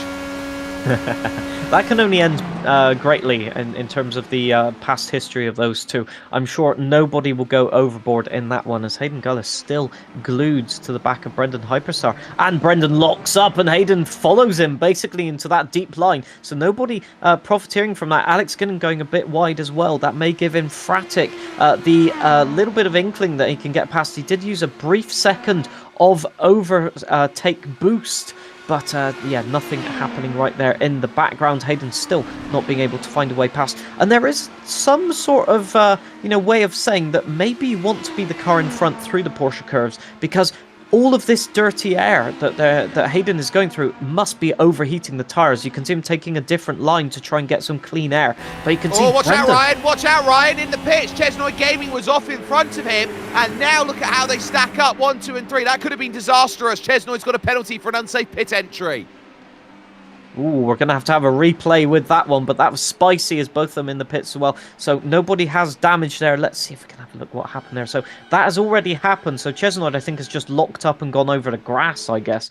And with the leaders pitting, that is not what you want to do. So, Chesnoid was going slow, so possibly out of fuel or something.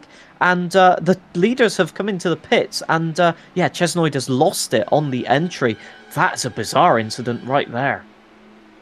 Yeah, it is. So that is going to be a tough one when you lose it through. A lot of pressure puts on as you try and slow it down, and it does create dramas. Rasin Chai has caught back to Ryan L83 then on that pit stop and is tucked up directly underneath. But Hayden, for the moment, I would say right now, for Hayden Gullis, John, you take a screenshot of this, you frame it up in your house, you are leading a Racing Creator Series. Always, especially at Le Mans. I mean, you want that one right just in the center of your streaming setup. And it's over. And now Alex takes the screenshot instead, especially with Hayden and Infratic close behind as well. That's a screenshot and a half for him. But Brendan Hyperstar wants to take it away. And I think what we're seeing with these pit stops, by the way, is drivers running out of fuel through the Porsche curves. They've tried to go on that extra lap. And about 4.6 laps is the calculation with the fuel. They're just overtaking left, right, and centre. Lithium Fox come out of nowhere, and they're going for the lead. They have taken the lead. Just put it into overdrive, full boost. Lithium Fox from 5th to 1st. My, oh my, now we're starting to see these games put into play. Brendan Hyperstar lifting out of it early, trying to play the long game. Alex Gillen in 2nd. You got Infratic there in 4th. What a group that we've got there. Lithium Fox, your leader, now heading over to Indianapolis. I mean, this is just peak racing right now with the games that are being played, after you, sir, no after you. And definitely a lot happening here. Comes Alex Ginnon just to demonstrate my point alongside. Why don't we go too wide into Indianapolis? What can possibly go wrong? They are definitely going for it, aren't they? Lithium Fox on the inside. Alex Ginnon backs out of it. Quite sensible. So many incidents have happened. And it looked like Brendan Hyperstar had to run around the outside, but nowhere to go really on the banking turn through Arnage. Will anybody lock a break in here? No, it looks like everybody is fine. Lithium Fox so close to the barrier, though that could have ended in disaster. The barrier kind of closes up on you, so you have to get your car back over the curb and onto the track. Alex has got a run here. Will he go for it? It looks like it's very close, but he's going to back off of it and just stay behind through the Porsche curves. You just don't want to go side by side through here. And look at the understeer. Look at that draft. Alex is going to get so close to the wall. He was taking risks through there. I think he wants to be close to try and maybe do an overtake into the Ford chicane. It's not going to happen, but Alex is doing everything he can right now to just put Lithium Fox under pressure. Yep, so the pressure is there, and into the pits come the top two. So Lithium Fox, followed in by Alex Gillen, followed in by Hayden Gullis. I've heard that Nick Pakin is going to be back out and racing again, has fixed the issues that have been plaguing him, so another chance then late on to make this happen. Infratic and Brendan Hyperstar out there at the moment, lap 15 of 24, Greedy Me into the pits as well. And I do want to note that Lamp and Canton Dall'Olmo are nowhere in comparison to Ryan L83 and Rasin Chai. Yeah, this is a very bizarre scenario. I think they must be saving fuel or something. I can't see what the pace loss has been. Let me have a look at the lap times. I mean, Yeah, Contan's lap times are just nowhere compared to Ryan's lap times. I mean, they're lapping in the 3:12s, but we know that Ryan can consistently do 3:11s, and so the time has just ebbed away. And I guess Lamp is in the same scenario here. They just don't have an answer for it at the moment.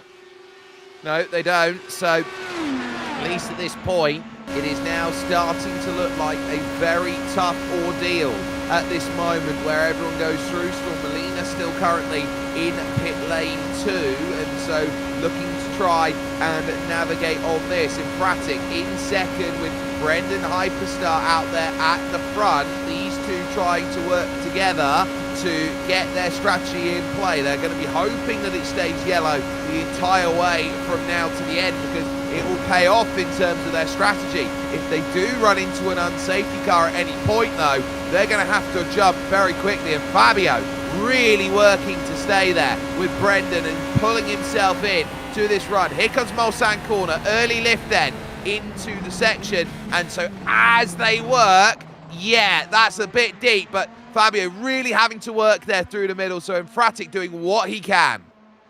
Yeah, I think Infratic was a little bit too cautious, since they're probably saving fuel. It's worth noting they're on lap 4 of their stint, so one of them, maybe both of them, will be in the pits if they're not doing any lifting and coasting. One of them might be running a Ferrari livery, so that might hint at that strategy. So it'll be interesting to see whether both of them come into the pits. Strategy would say is Ryan's using overtake as well, just to try and close the gap. He's got Razin still within 1 second though, so Ryan's still challenged for the, I'd say, provisional lead once everybody's made their pit stops. Infratic locks up, double lock up on the front tires, and that sends him nearly into the barrier. Unsafety car being called for, I think, spectators on track, did I hear?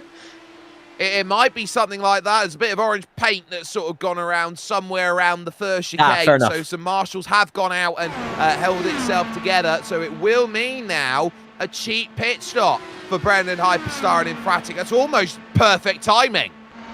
Yeah, I think it was the case of all drivers need to change to the rose-coloured spectacles on their helmets. That's the safety car, and that's the reason we've called it, to go into the vibe of the classic Le Mans.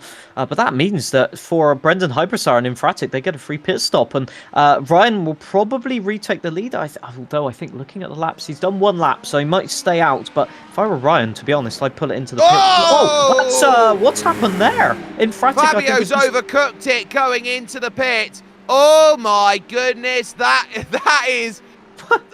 Are you paying attention as you go in? I think Brendan's trying to just make sure he hits the line, and Fabio just full on gets it wrong. Rasin Chai will come in, so here's the brakes. I think he just locked it up. Yeah, it's not even close to making the line. That's just like maybe 20 kilometers per hour too fast. And as you said, yeah, he locked it up, and yeah, what a bizarre one. Once again, we've seen it so many times in Le Mans, especially, I would not say at Le Mans, I'd say at Petit Le Mans, where they're just downhill braking, but this isn't downhill braking, so a really, really difficult one there to explain. Ryan L83, oh, it's close. Alex Gillen nearly got the jump out there, will be smiling. so as they go through, we're calling it a virtual safety car out there here at the moment, because apparently the unsafety car is dead. Yeah, so I wasn't going to mention this, but on the first safety car restart, it might happen that the safety car did not make it back to the pit lane for reasons which I shall not explain. Maybe TK's a bad driver. I'm going to call him out. Well, there you go. I didn't say anything. I just want to make that clear. But yes, indeed, the unsafety car having a few issues. I can see them frantically trying to go through the gears, but something's not happening. AK, the wheels are not turning, so that would indicate a problem.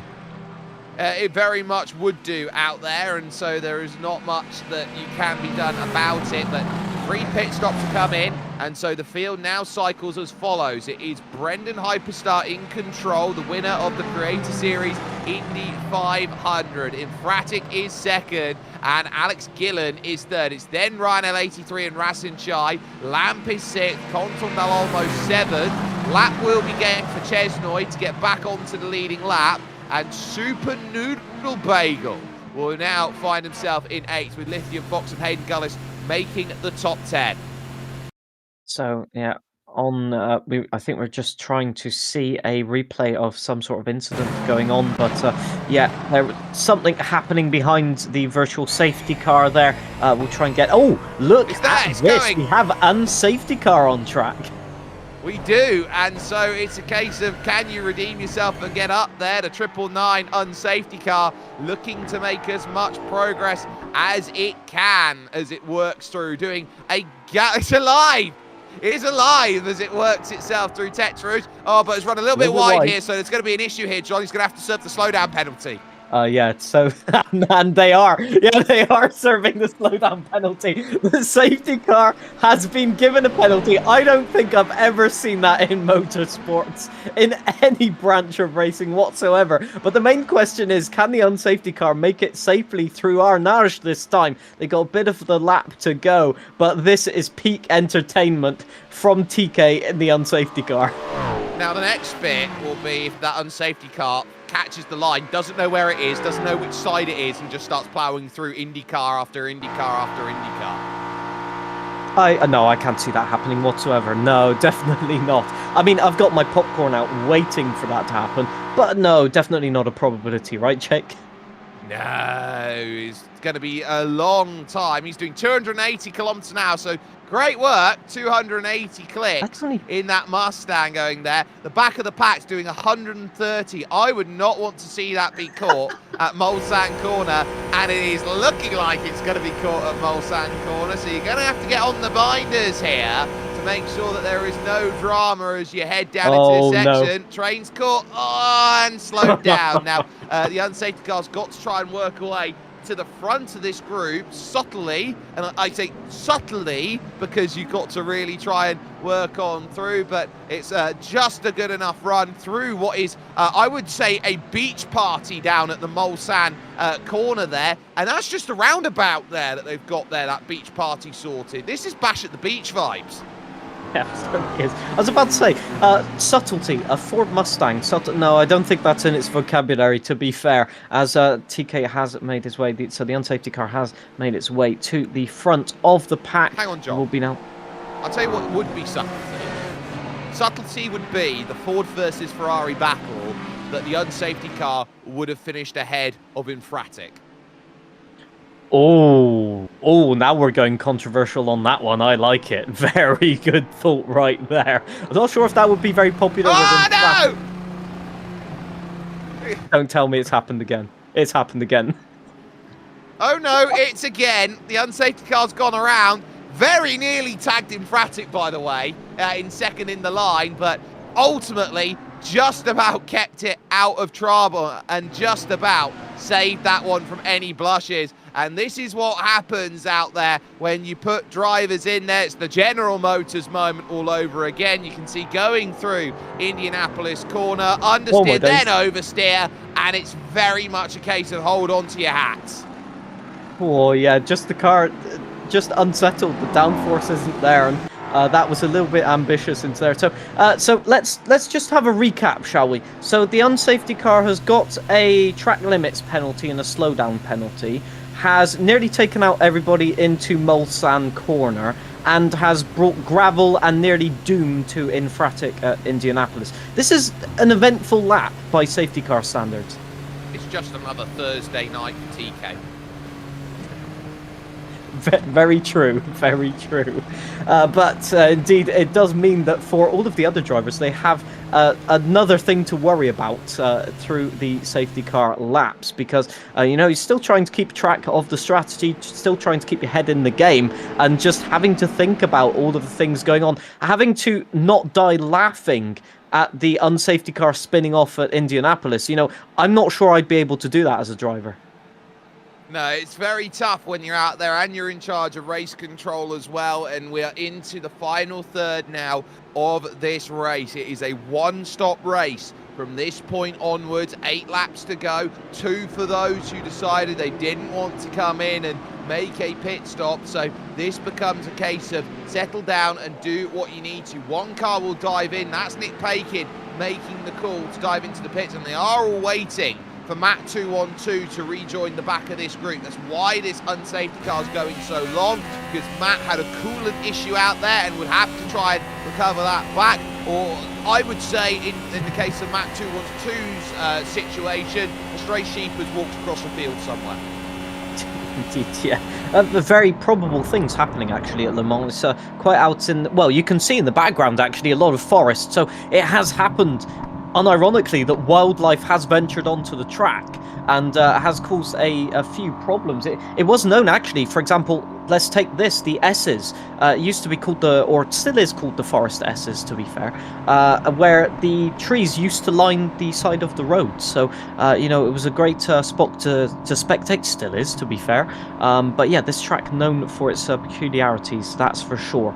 But indeed, I think in terms of strategy, there's quite a few drivers getting caught out, including Nick Pagan, because he's pitted now, but I don't think that's going to make it to the end. You've got more than 5 laps, so this is now dire straits for anybody that isn't on the start of their stint, effectively. Yeah, so this is a great reset point for many a driver now, as the unsafety car will pull away, and so that is going to be the call then for racing to resume here on the Mulsanne. Worst place for Brendan Hyperstar to get a restart, because everybody now is going to get up to speed with a tow, and that is the big drama that he's going to have to navigate through now. What position are you going to be at at the time that you need it to? The unsafety car will have to pull off at one of the chicanes then before the launch is there, but at least for the moment it's now all about pace set.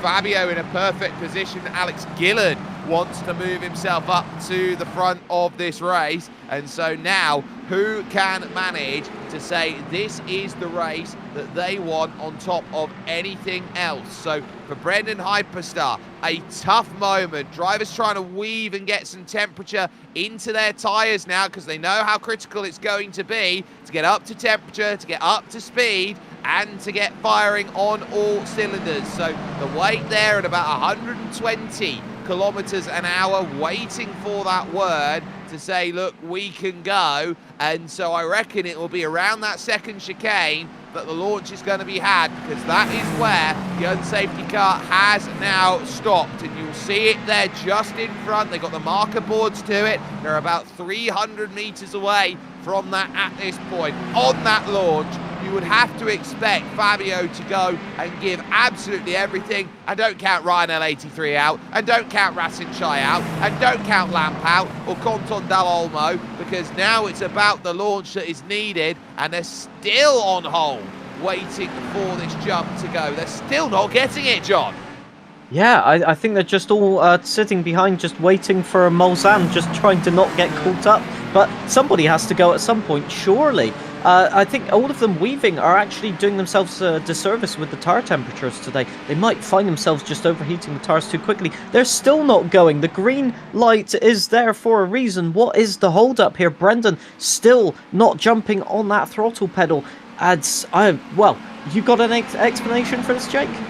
Yeah, Matt 212's only just joined the back of the crew. Chesnoy Gaming there as well, the unsafety car waiting. There's the launch, there's the go, and it's caught out Alex Gillen massively then on this restart, because as he looks to try and get it sorted, it's Ryan L83 who got the jump. Racing Chai there in fifth, Lamp in sixth, but critically Brendan Hyperstar got the getaway that was needed, and all that deployment needed as they work themselves up towards Indianapolis corner. This is going to be a frantic restart. They go through, big set by Racing Chai, who goes and clips the front wing off of the likes of Alex Gillen, and now Lamp up to fourth, Dal Olmo to fifth.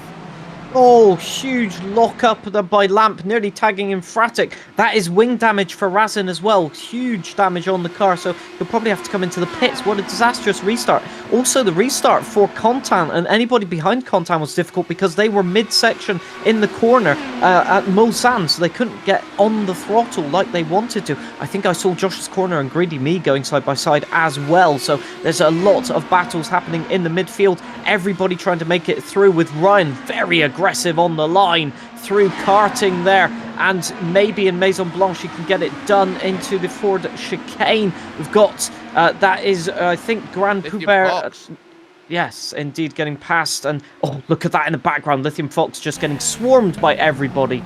And Super Noodle Bagel it was making the overtake. But Razin, he has to come into the pit. Yeah.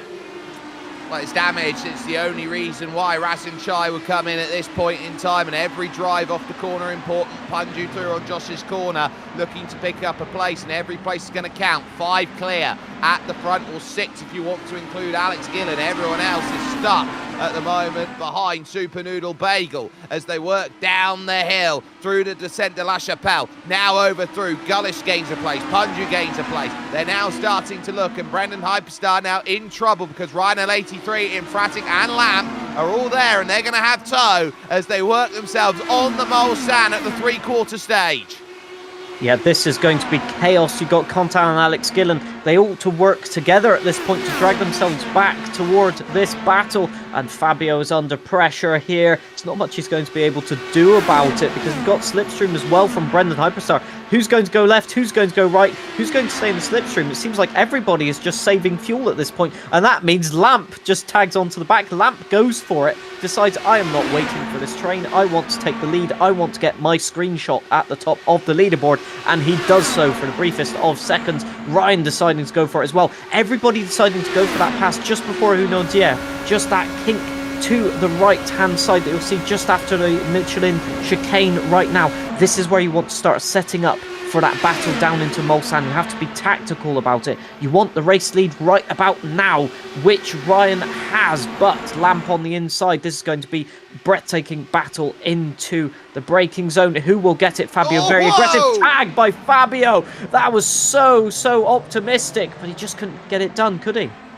Stamp it on the Firestones and hope that you got yourself in play. Brendan Hyperstar down to 4th. Alex Gillen and Conton Dal Olmo have caught, but Ryan L83 leads. But there's this next run where you can go and get a launch, and now everybody stacks up behind and thinks, can I get an angle to the inside? The answer is no, no, no, and no out there as they try and figure it out, the group. All together, little blocks being thrown, a little think to the inside by Brendan Hyperstar. That's not going to cut it, and Infratic having to leave the door half ajar, loses the car length on the run up to Arnage corner, and now very much looking defensive there in 3rd. Yeah, the track clouding over as well. I think we've been noticing that just when the safety car came out. That means probably the temperature of the tyres will be a little bit more under control. You'll be able to push a little bit harder. That may open up some opportunities to at least get alongside, go for some overtakes. But for the moment, Brendan Hyperstar cannot find any way past Fabio at that moment. Infratic just trying to keep on pace with the front 2. Lamp and Ryan just seem to have that extra couple of tenths of a second through the last sector here. And yeah, it's going to be such a grandstand finish no matter what happens in this race, because that slipstream, that tow is crucial. Saving fuel at this point is a must, as well as they are 2 laps, just about 3 laps now into their race stint. Oh, drifting, synchronized drifting from Lamp and Infratic, but it's Infratic that gets off worse, just fishtailing off of the last turn, and he's lost 3 positions from that.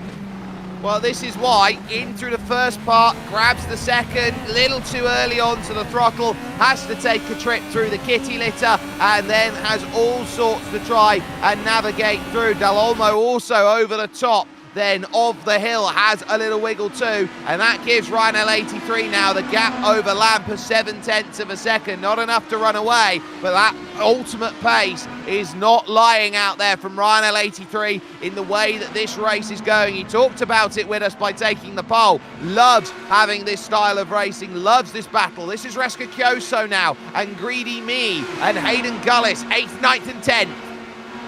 Yeah, the battle's happening up and down the grid, as you can see just on the straight. You get a great picture of what is going on. Punju's out. Yeah. Oh, Punju has completely gone out of the race. Probably some damage on the car there, maybe run out of fast repairs, as indeed that is Greedy Me getting past Reska Kyoso. Hayden Gullis just trying to get in the mix as well. This is, again, just the battles are just happening, and everybody's remaining so calm about it. They're just predicting, trying to just move their chess pieces at the moment with 5 laps to go. They know they've got 1 pit stop, and it might be about who's got the least amount of fuel to put in at the end, or if they do put full fuel in, who can go on to the higher fuel mix and burn, baby, burn, in terms of what they're looking at late. Back together again behind Ryan L83. Lamp sits there and watches. Brendan Hyperstar there, Alex Gillen and co. But if they've had to spend the entire straight at full throttle to close down 7/10, they wouldn't have done any fuel saving. No, indeed. Just looking at lap times, Contan Delomos had quite a bad lap, to be honest. He's, stuck behind Alex Gillen here. Is moving or looking to make a move, but you can see there, Infratic is all over the back of Contan. And, Contan gets so loose. Can he get it stopped? It's going to be so deep, nearly collecting Alex Gillen there. That was very skillful driving. I dare say the rallycross practice probably helping him out, but he's all over the place in terms of the brakes. He's locked up once again. I'm not exactly sure what's happening. Maybe moved the brake balance, but it has not worked out. Infratic will be over back. Spin in the background. I think that's Hayden Gullis off, perhaps. Oh, shoot! They're upside down. Josh's corner's upside down. There's got to be an unsafety car for that. A massive accident. Storm Molina's caught up in it. It's a huge hit that has gone through. It starts with Hayden and Greedy Me, and it comes back across the circuit into an almighty accident. Safety car deployed. The hit was before the turn, so Hayden collecting. It just goes wrong and more wrong, and just everybody gets collected after the turn. That's so unfortunate. So what happened here? Just on the brakes. Just complete miscalculation. That was, I think it was Greedy Me just going cautious. Hayden didn't interpret that, and then everybody gets collected, just trying to keep pace, trying to keep that slipstream. It has not worked out. And when you see a car parked on the exit there, you have very little opportunity, as you can see, to avoid. Well, here's a look from Josh's corner's perspective here. Sees the accident in front. Storm Molina nowhere to go. He goes, I don't quite know what's happened. He's just gone to put the power on, and suddenly he's decided to become Concorde. Yeah, I mean, there was no way out of that for Storm Molina, really. If you backed off, they're going to cause a contact from behind, as you saw. If you go for it, you've still got a car in front of you. You've got nowhere to go, and that's so unfortunate. And I think that will be a safety car or an unsafety car called. Will we see it have any more antics? Yeah, we have the confirmation right there, top left of your screen. It turns yellow. That means Lamp stayed out. That's an interesting one. They're on. Lamp stayed out, and everybody else hit the lane. Yeah, because they are on. That makes no sense whatsoever. They're on lap 4 of their stint. They need to pit at the end of this lap, no matter what. They're not making it to the end, and as you say, everybody else has pitted. I mean, what's going on there? That must have been a miscalculation. They just didn't expect that or didn't hear about the incident. I'm not sure. Everybody else seemed to be aware of it, that's for sure. I think it was very much a decision of one stays in, I'll stay out. So Lamp, I think, was going to go, no, not everyone's going to come in, and then everyone went in. Yeah, Fabio, where are you going, buddy? Man, don't look at chat, Fabio. You got to look at the screen until you catch the safety car. Rule one of racing as a creator. Indeed, we've never made that mistake ourselves at all. I've run out of fingers to count the number of times I've made that mistake as a rally driver. I can tell you that much. But for Lamp, I mean, it doesn't make sense. Even if they say, well, I'm going to stay out, because again, they've got no fuel. Essentially, fuel is the limiting factor. They have, at best, 1.5 laps of fuel behind the safety car, and then as soon as they do that, they've got to come in and pit anyway as soon as it goes green. So I think maybe a miscalculation there, or they know something that we don't, which is also possible. Well, let's talk about a certain few things. You need help late on in the race, and I think Lamp has called on a friend to go out there and spot for him, and that is Clayton Bartlett, who's going to be in and helping between now and the end of this race. So the unsafety car comes out, and that will lead just the 5 laps left in this race, and they will tick them off and say, look, I'll love having that fuel available to me at the end of this. But Ryan L83, Brendan Hyperstar, then it's Conton Dall'Olmo, Alex Gillen, and then Infratic, your top 5. Lithium Fox. Now, we saw how Lithium pushed from 5th to 1st. Now 7th on track right now. 6th net because Lamp needs to pit. What a great position this is for Lithium. Yeah, and their best lap is actually really, really good and competitive at this point in the race. The consistency is there, the lap time is there, and I think there's just an opportunity to move forward at this restart, but you never know, really. It's you know, they're midfield, so it's kind of that place you don't want to be at a safety car restart. You've got some very fast drivers behind you as well. Rescacchioso, Razin, Hayden Gullis, Matt 212 have all set great laps in this race. They haven't really had the luck, but you know, it is what it is, and we have, I think that's Punju back on track, so Punju has made it back out. They're just catching the safety car, the train, so they are about 30 seconds out, and you can see they're lifting on the straight to just stop the tyres from overheating. It's the speed. It reminds me of the Bugatti story of when they were making the Veyron. They had to ask Michelin to make specific tyres because as they were going up to top speed, the tyres were just disintegrating. It kind of feels like that for these Indy cars. Absolutely, those Firestone tyres have gone through a whole heap of work, and here on the public roads here in the circuit, they 24 Ua Dumont, it's going to be a tough end to this race. The one thing they will note though after a race like this, John, the champagne will never be as sweeter around any circuit than this, because we are in fact in Champagne country. Yeah, they'll also need the champagne for the PTSD of the antics of the unsafety car as well, who has made it through Indianapolis. Can they make it through Arnage? Drum roll. Oh my goodness, they have. Everybody, get your popcorn out. It's happened, but can they make it through the Porsche curves? Now is the next part. Now is the gamble, and they are overheating their tires. Just want to point out as well, the unsafety car, when they were letting it loose on the Mulsanne straight, that was, I think it was 280 kilometers per hour. That's only 40 kilometers per hour slower than the top speed that we've seen today from the Indy cars.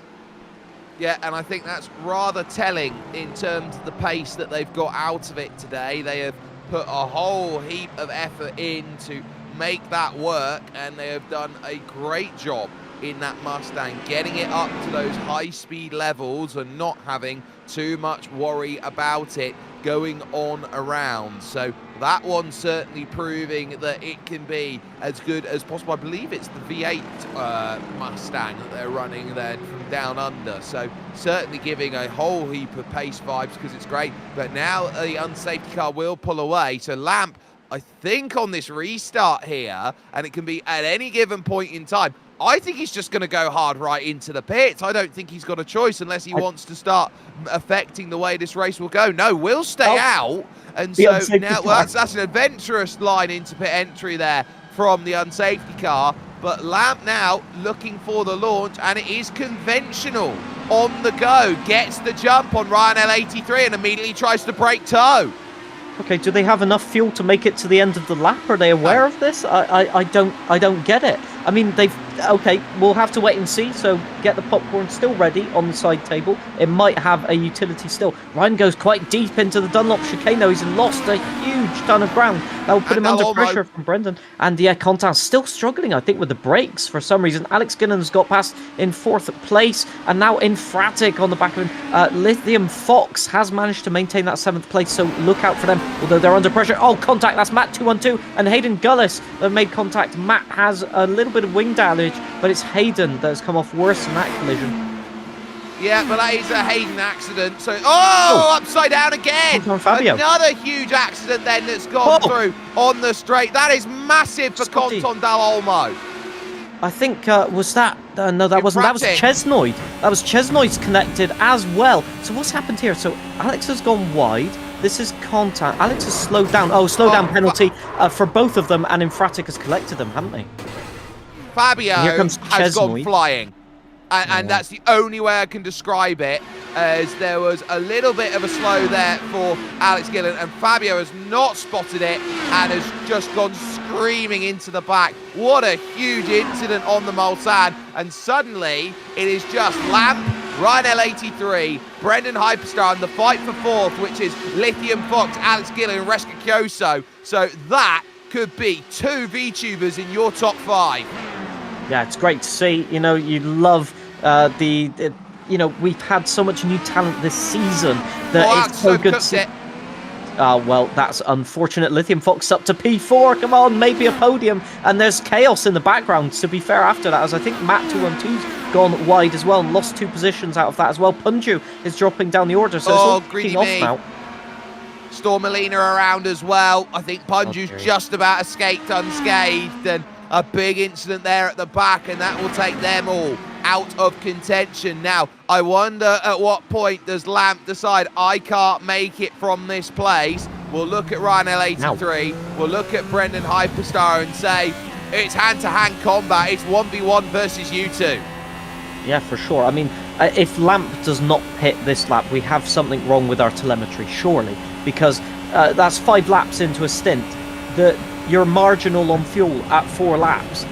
Like, maybe they can just coast through the Porsche curves as they're doing right now. They still seem to have fuel on board, so that's some major lifting and coasting going on, but they have to peel into the pits now. And with what is effectively going to become 3 laps to go, that's not an optimal strategy whatsoever. Let's have a look. Will they dive into the pit lane? Well, it will have to be to the right, and there it goes. Lamp needed to pit and will do so. So that will now give over to the race lead, Ryan L83, and then Brendan Hyperstar will have to chase. Reska Kyoso currently in 3rd with Lithium Fox, Alex Gillen, Racing Chai, Sparks, who's had a quiet day at the office today, and then Matt 212. About half the field is down in the pit as it currently stands, but now here comes the chances for those to scrap. Taking a little look then behind the likes then of those of Racing Chai. This is Sparks working down the hill, thinking that podium or top 5 is still in the offing. Yeah, for sure, anything can happen, and it looks like drivers are getting a little bit unsettled now, trying to just push a little bit more. They realise they don't have a lot of time left, so they have to go for it. Would that be another slowdown for Alex? He was very wide off of Tertre Rouge, but it looks like they've kept it flat out. Looks like Razin just needs to get the top speed up here. Let's see what kind of speeds they're hitting. I mean, Alex is already 323, 324, 325. These are the fastest speeds I've seen. We're approaching 327 kilometers per hour in that slipstream. You can see catching up to Lithium Fox. It should be an overtake, but once again, as soon as you pull out of that slipstream, you just end up going nowhere because you're hit with the wall of air. And Lithium Fox is also getting a slipstream in front from Reska Kyoso, so they're working together. Absolutely they are. They'll be in the same voice call at the moment saying, come on, give me a tow, I'm under pressure here. And so it's going to be a case of held it steady and did everything necessary to keep that one in play. The gap was about 1.3 at the front. It's now down to 0.4 of a second. Alex Gillen gets a second life though, getting that run through with a bit of push to pass. Makes the move sorted. Sparks now lunges down the inside of Mulsanne corner. That'll be one through. Racing Chai will try and put that into play. It's not just a case of where are you on the last lap, but it's where are you compared to everyone else. Racing getting really close. Yeah, Lithium Fox just decided that they didn't want anything to do with that corner whatsoever. They just backed out of it, let everybody through. Probably sensible still, with at least 2.5 laps to go. But at the front, I mean, the pace from these two is just ramping up right now. It is a case of, can you stick with it? Can you keep it going? Ryan and Brendan are just locked in this battle at the front. They're dropping Reska Kyoso, who's busy battling with Alex Gillen. You can see them just coming through, are now in the background. And yeah, this is just setting up to be a 2-horse race. But once again, you know, will the tires last? Will everything be okay? And who will go for that decisive move? Because drivers don't have the opportunity to just say, I'll do it next lap. They don't, because they'll know that they're down to only a couple of laps to go. And Alex Gillen under pressure here from Spark. Oh, wiggle. Oh, that could have been it there for Alex Gillen. He had to back out of it. That would have scared Sparks through the middle of the Porsche curves. Worst place to have an incident. The car is all loaded up and you can't unload it. Well, that might be a slowdown penalty. I don't think so. But hang on a minute. Razin's not got enough fuel to make it to the end. Wait a second. 4 laps into the stint. That's going to be 1 lap short no matter what happens. That is disastrous for Razin.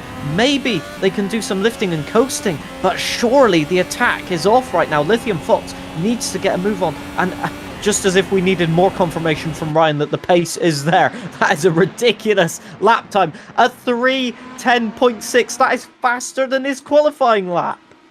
He is on another level at this moment in time. In sim time, we head to 2:15 in the afternoon. Not much wind around. This is a day where it is bright sunshine to be expected, and a track temperature right now that is sitting at a cool 24 degrees. He is just in the zone. He's pulled 2 seconds over Brendan Hyperstar. There is not much that he can do. He's using some push to pass here as Brendan, but I don't think he can carry the same sort of speed through the corners. Sparks with a slowdown penalty. Through goes Lithium Fox and Rasinchai.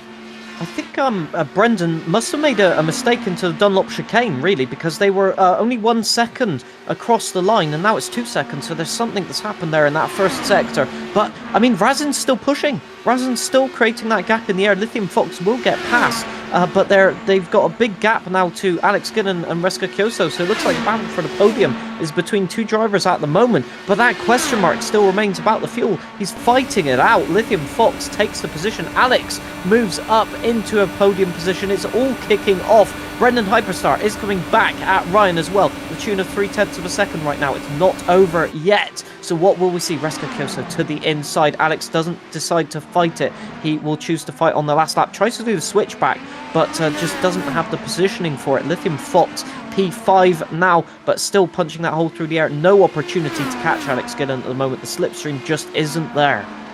It's tough to try and find a way to make that slipstream count, but when you need pace and you need it late, count on Ryan Littlemore here, Ryan L83, to hold himself with enough pace, with enough regard to say, I can cover it, but it's still 1.3, 1.4, there or thereabouts. It's Reska Kyoso just about staving off the challenges that are there in front, and that's a lock-up, and there was a mistake as well. Same lock-up for Ryan L83, so the gap's back down to 0.8 at the front, and Reska Kyoso being a bit restless at the moment. Alex Gillen will be looking for any way through, and we know if Alex Gillen makes a move, and if there's any contact, it's never his fault. It's so much more difficult now to make an overtake because most of the corners have gravel, at least on the apex. You could see there through Arnage that as soon as you hit the apex, Alex was trying to get the under sort of like loop back to try and get up the inside, but it just wasn't happening. The traction not there, and Alex has made a mistake there and just a twitch. Razin is, as I guess, out of fuel. There you go. It didn't make it to the end, and they're in Indianapolis. They're not making it back from there. Absolutely not. Last lap starts 1.3, 1.4. It is over the line, and so it's going to be all down to these. The battle for the win, the battle for the podium, which is out there at the moment. And now 5th and 6th join the fray as well with Lithium Fox and Sparks. Now 1.8 here for Reska Kyoso in terms of safety. 1.6 working through. 1.7 now through this chicane, and so now heading towards Tete Rouge corner. This is the critical corner that will make or break the race for Brendan Hyperstar. He has got to try and use that boost, anything and everything he's got, but he knows that Ryan L83 is there. Everyone will have saved boost for the final lap. Reska Kyoso able to save that as well. Lamp gets the pity fastest lap. Sparks might go for a top 5 as well, chasing down on Lithium Fox, and that will be the closest one out there. There's the gap at 1.6 seconds. No help for Ryan at this moment. Moves over, and look at this, weaving along the Mulsanne to try and break some toe. 1.4 is the gap now at the front, and it will look to try and close itself down. Lithium Fox side by side with Sparks for 5th. Sparks is through then for that position at the moment. Through the Honoriers they will come soon, and out through this second of chicanes they fly by. 1.1 is now the gap, and so you're looking to try and say Indianapolis corner is probably the last great place to go and get a move, and you're going to need some toe and you're going to need some slipstream, and it's down to a second. Reska Kyoso under pressure now from Alex Gillen too, in the scrap for the podium as well, so that will look like it's going to get through. Lithium Fox has fought away back and has moved away back up into play. There's Kyoso, there's Lithium Fox side by side with Sparks. They're going to go all the way at it as they run. 9/10 of a second is the gap at the front of this field, and now pulling back into line. Are there going to be any last chances, any dalliances that will be broken in these final stages? Here comes the chance again from Sparks, and there is no move, but it's 6/10 now as they head through. Huge lock-up from Brendan Hyperstar behind. Locks up all the tyres and now sees that it's going to be about hold your nerve through the final few corners here. 1.2. It's a bridge too far at the moment. Alex Gillen is up to third, and now it could be a case of where's this podium going? Sparks with a good run. Little too deep there from Leth, and he's going to have to worry about now through the final section of corners here, and who is going to be able to hold themselves steady through the Porsche curves for one last time. The gap looks a bit too much. Wiggle there through the middle for Ryan L83, but he has worked himself through the traffic. He has on multiple occasions jumped top through, and on a day in which Indy Can't has come to Le Mans, he can! He's Ryan L83! Promise fulfilled! Destiny found! A car he loves! A car he put on pole! A win that he will be so proud of! Ryan L83 wins it! What an amazing drive from the front too. They had the pace. They demonstrated it. It will be Alex Gillen getting that podium. And Lithium Fox has just defended P5 as well. What grandstand finish from all of them. I'm sure that there will be some disappointments from late lockups and mistakes. You got Sparks over the line, Nick Pakin and Matt212 completing the race as well. Punju has made it up into the top 10 after that disastrous mid-race session, let's say, where he had a few incidents. Scotty Designs completing the top 10. I mean, what can you say, really? Ryan seems to have it all figured out mid-race, just trying to, you know, out-strategize everybody, and that strategy disaster from Lamp, as we've still got some racing between Greedy Me and Storm Molina. So who could... Oh, Storm Molina locks up completely through Arnage. This will give the overlap to Greedy Me. Not a side-by-side through the Porsche curves again. Please, no. Tell me no, Jake. No, Greedy Me slots back in. But that's kind of the last opportunity for an overtake there. Yeah, because you know you're in line and you just got to hold steady. There's a lot of wash as you go through turbulence through the corners, so now you got to try and hold yourself steady, work through that, find a line that suits you, and you got to roll with the punches through this section. You just got to respond to what the car tells you. Coming through Maison Blanche, and now through those chicanes, then past the karting chicane on the right hand side. The Ford chicane is next. This is the last throw of the dice down the inside, and Greedy Me thought about it initially, forces the line, but now doesn't have the drive for the rear quarter mont. Now needs something off the exit, jumps over the curb. That ain't gonna work. Greedy Me's gonna lose out to Storm Molina in the battle then to the line. But a crazy day of racing, and one which was well worth its weight in gold for Ryan L83. Look at that, Doey's on the Mulsanne. Oh yes, that's aura farming at this point. Just donuts on the Mulsanne. I mean, you couldn't make it up if you tried. That is a celebration worthy of the race he has had. I mean, he hasn't really put a foot wrong in this one. He's had it all under control, as I said, and just managed to outclass everybody when he needed. He put that pace down in that one lap, a 3:10.6 during the race. Engine. And he said, well, I mean, wouldn't you at the end of a race like this, to be fair? Well, that is very, very true out there, and that is a penalty of 1,870 for donuts per second. So that is a big penalty there out there for Ryan L83. He has failed scrutineering because he doesn't have an engine to scrutineer at the end of this race. So that will certainly hurt in that regard. Super Noodle Bagel will be, well, S for sarcasm, of course. But you look around there and say, look, that is a great race. Let's get confirmation of results then, as the last drivers then are making it across the line. Chesnoy Gaming will be that last driver over and has just found the finish.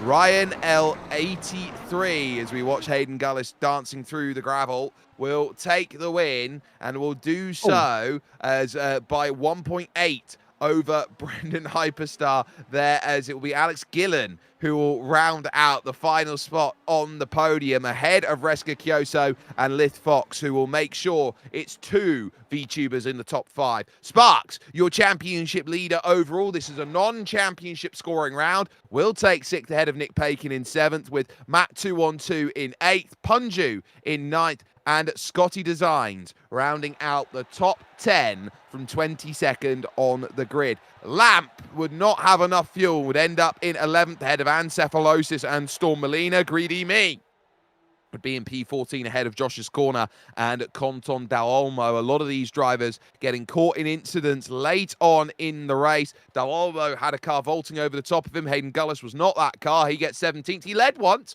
Chesnoy Gaming is in 18th with Super Noodle Bagel 19th, a lap down, and Rasin Chai out of fuel 2 laps away. Infratic deciding he wanted to try and do some flight sim rather than some racing today. Ends up in 21st with Grand Pooh Bear out then 4 laps from the end. And then Moonhead beaten by the unsafety car in terms of lapping around this circuit. John, wowee, what an incredible run. Look, it's so dramatic here that I have absolutely no idea what has happened. Well, your camera just has no idea either, apparently. There we go. We've got some auto-focusing, manual autofocus going on here.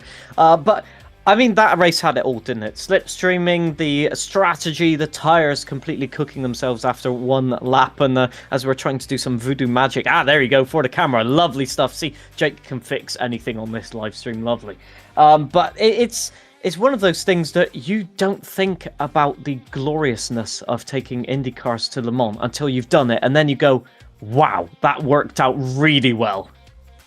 Le Mans is a very special place, and it will be a very special place for a very special driver joining us, Ryan L83, here with us. And I would say the perfect result there for you. You had a little bit of help there from the likes of Fabio and Conton Dal-Olmo. They created a distraction behind you to give you the one-on-one scrap you needed.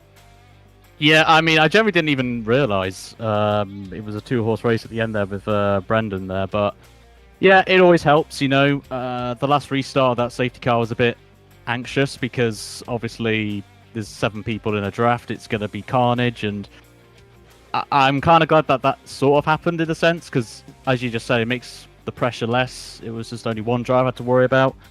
But yeah, it was a nerve-wracking into the race, I will have to say, for me. But no, just happy to win the one car that I had a chance of winning in Indy last season, so it's nice to get eventually a win in this car. So we noticed that you all saved up boost for the end of the race. I think there was about 20 seconds of deployment of boost over that last lap, so a lot of strategy planning going on through that. What do you think made it the win for you? Was it the strategy? Was it just the pace? I mean, you set a 3:10.6, which was faster than your quali lap in the race. I mean, just explain to us how you do it. I mean, as I think Jake will know, I've driven on iRacing for many years, and the Indy Car was one of the main cars I've driven over the years, so I know the characteristics of the car, especially on the road side of things. So I kind of knew what worked, what didn't work, played around with our anti-roll bar settings and stuff in particular sections, especially the alternate tyre strategy that I did after the first safety car, and kind of regret the strategy I did there. It's probably one of 2 moments I think I could have done a bit better, because I lost a lot of time to Lamp when he eventually overtook me net P1 in the race. And then near the end as well, and I think it was 23, I went a bit too deep into the corner after Indianapolis and nearly clipped the barrier and gave Brendan a chance to try and catch up there.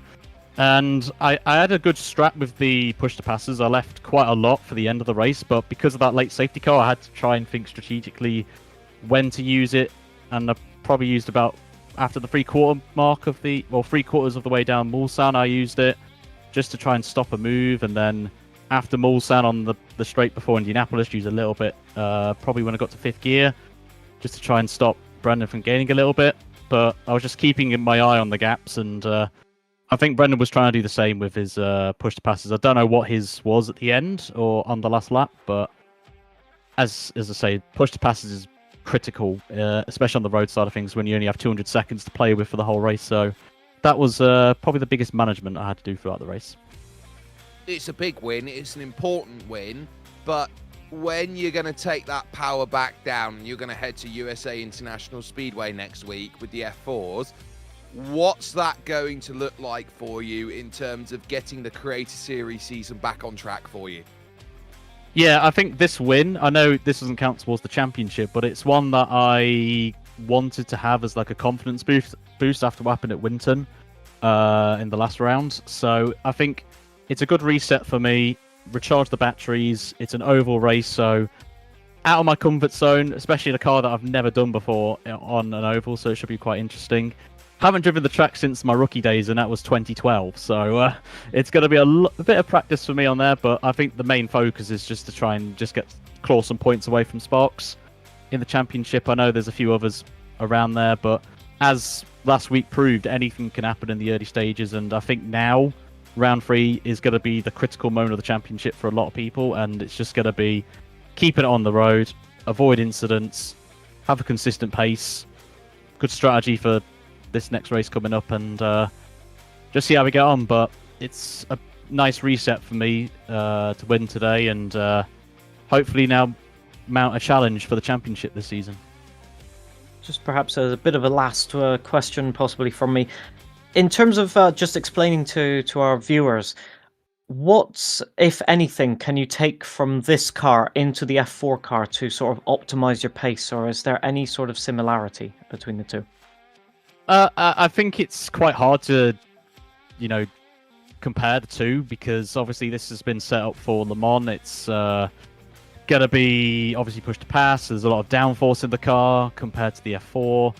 Throttle input's a lot different because you can get a little bit more confident on the power out of slow corners in the F4 compared to this. You have to be so precise with your throttle inputs.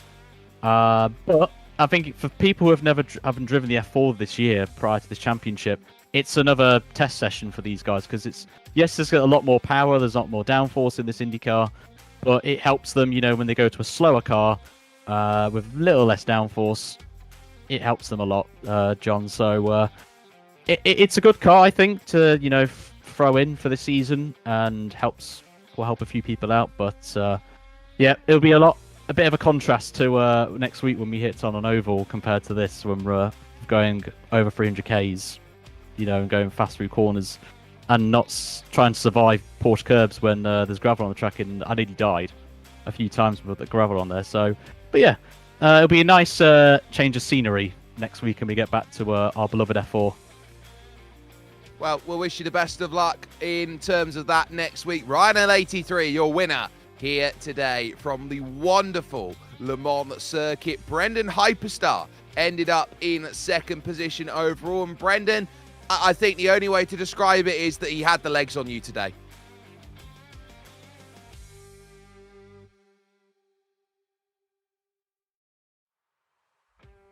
Just going to get communication back. There we go. We can hear you now. No, you definitely had a pace advantage. I mean, I was saying earlier, like with Lamp and Ryan, they're definitely carrying me with their draft. It was pretty clear on the out of slow speed corners, they had better drive, but it's a pretty crazy race. I mean, we lucked out with a safety car 3 separate times, which, based on our season so far, I'll take it. So we were in the right position every time. We made the right calls every time, and it was a really fun combo. Not on the red tires, though. The reds were, the alternate tire was terrible, but fun in its own way, but I was glad to get off of them. You had a lot of boosts left, according to what I could see at the last lap. Was there any opportunity there to maybe catch Ryan? I think we noticed that you may have made a mistake on the penultimate lap. So how close was it? Did you have an opportunity maybe into that last lap? I had to drive it really deep into Indianapolis to be close. My goal is if I could maybe get to the inside at Porsche curbs, and then if I could hold it side by straight through there, and then the right hander after the kind of the mini straight where the safety barrier is, that was my hope. If I could keep that inside line, maybe I have a shot. But that required me to be close, and I just wasn't close enough coming out like places like Tetra Rouge and basically all the places that where the overall lap time matters. But he drove a really good race, and I'm happy I was within a couple seconds with him, because I feel like most of these races with the Formula cars are not particularly close. Le Mans gave me that advantage. More technical circuit, he definitely has me. He has my number basically for the most part. But yeah, really excited with how we did today. It was a fun race. So you still have a 100% podium ratio in the Creator Series now in IndyCar machinery. You will now be looking to an oval in 7 days' time at USA and lower Formula. do you believe that is still your domain when it comes to next week, or do you believe that someone else is going to come out of the woodwork firing on all cylinders? I think that'll kind of be a wild card because, like, I don't particularly like driving junior Formula cars on ovals because often it's kind of like a pack race. It won't be that way USA International, but that is to say that's not a style of oval racing I'm really used to. But I naturally I would like to think I have an advantage, and I would kind of be disappointed if I did not win that race, honestly. So I hope it can, and we'll see what happens. That car was never designed for ovals, so we'll see how it drives as well. So a little thought also to today's race. In terms of the unsafety car, do you have maybe any comments to make about the maybe sort of antics that we saw today? I was saying, did I like mind punt him? Like he. No, just the unsafety car driving itself into all sorts of trouble multiple times at Indianapolis, if I remember correctly. Yeah, it spun out. I was in the lead, yeah, and it spun out like right in front of me, and I was like, well, I can't say I could do a much better job. I've always joked that, like, I know like a league like V8 Scops has like their own manual safety cars too, and like I would be terrified, honestly, to be like a manual safety car because I probably would have ended up doing something worse. So, but I thought it was pretty funny. It's nice having though, because if we didn't have that, then we'd be stuck under caution forever. So, it was good to have. I'm glad that we have that in this series. A great day in the office for Brendan Hyperstar, who joins us with a second place finish here today from this Circuit de la Sarthe. But John, it's time to take ourselves away from the pomp and pageantry of French sim racing out here at Le Mans and take ourselves all the way back to the US of A. Yeah, I mean, oval racing, I have a newfound respect for it. There's so much technical stuff that goes into it, and I've been kind of learning the ropes of that as I go along, to be fair. And the more I read into it, the more I watch, the more I actually think, you know what, you have to have a lot of talent and a lot of just capacity to think while you're mid-pack. And I think it's going to be a spectacle in the F4 cars. You know, you're going to have a lot of close racing, and I'm sure there are going to be some antics and shenanigans to throw in there. So I can't wait personally.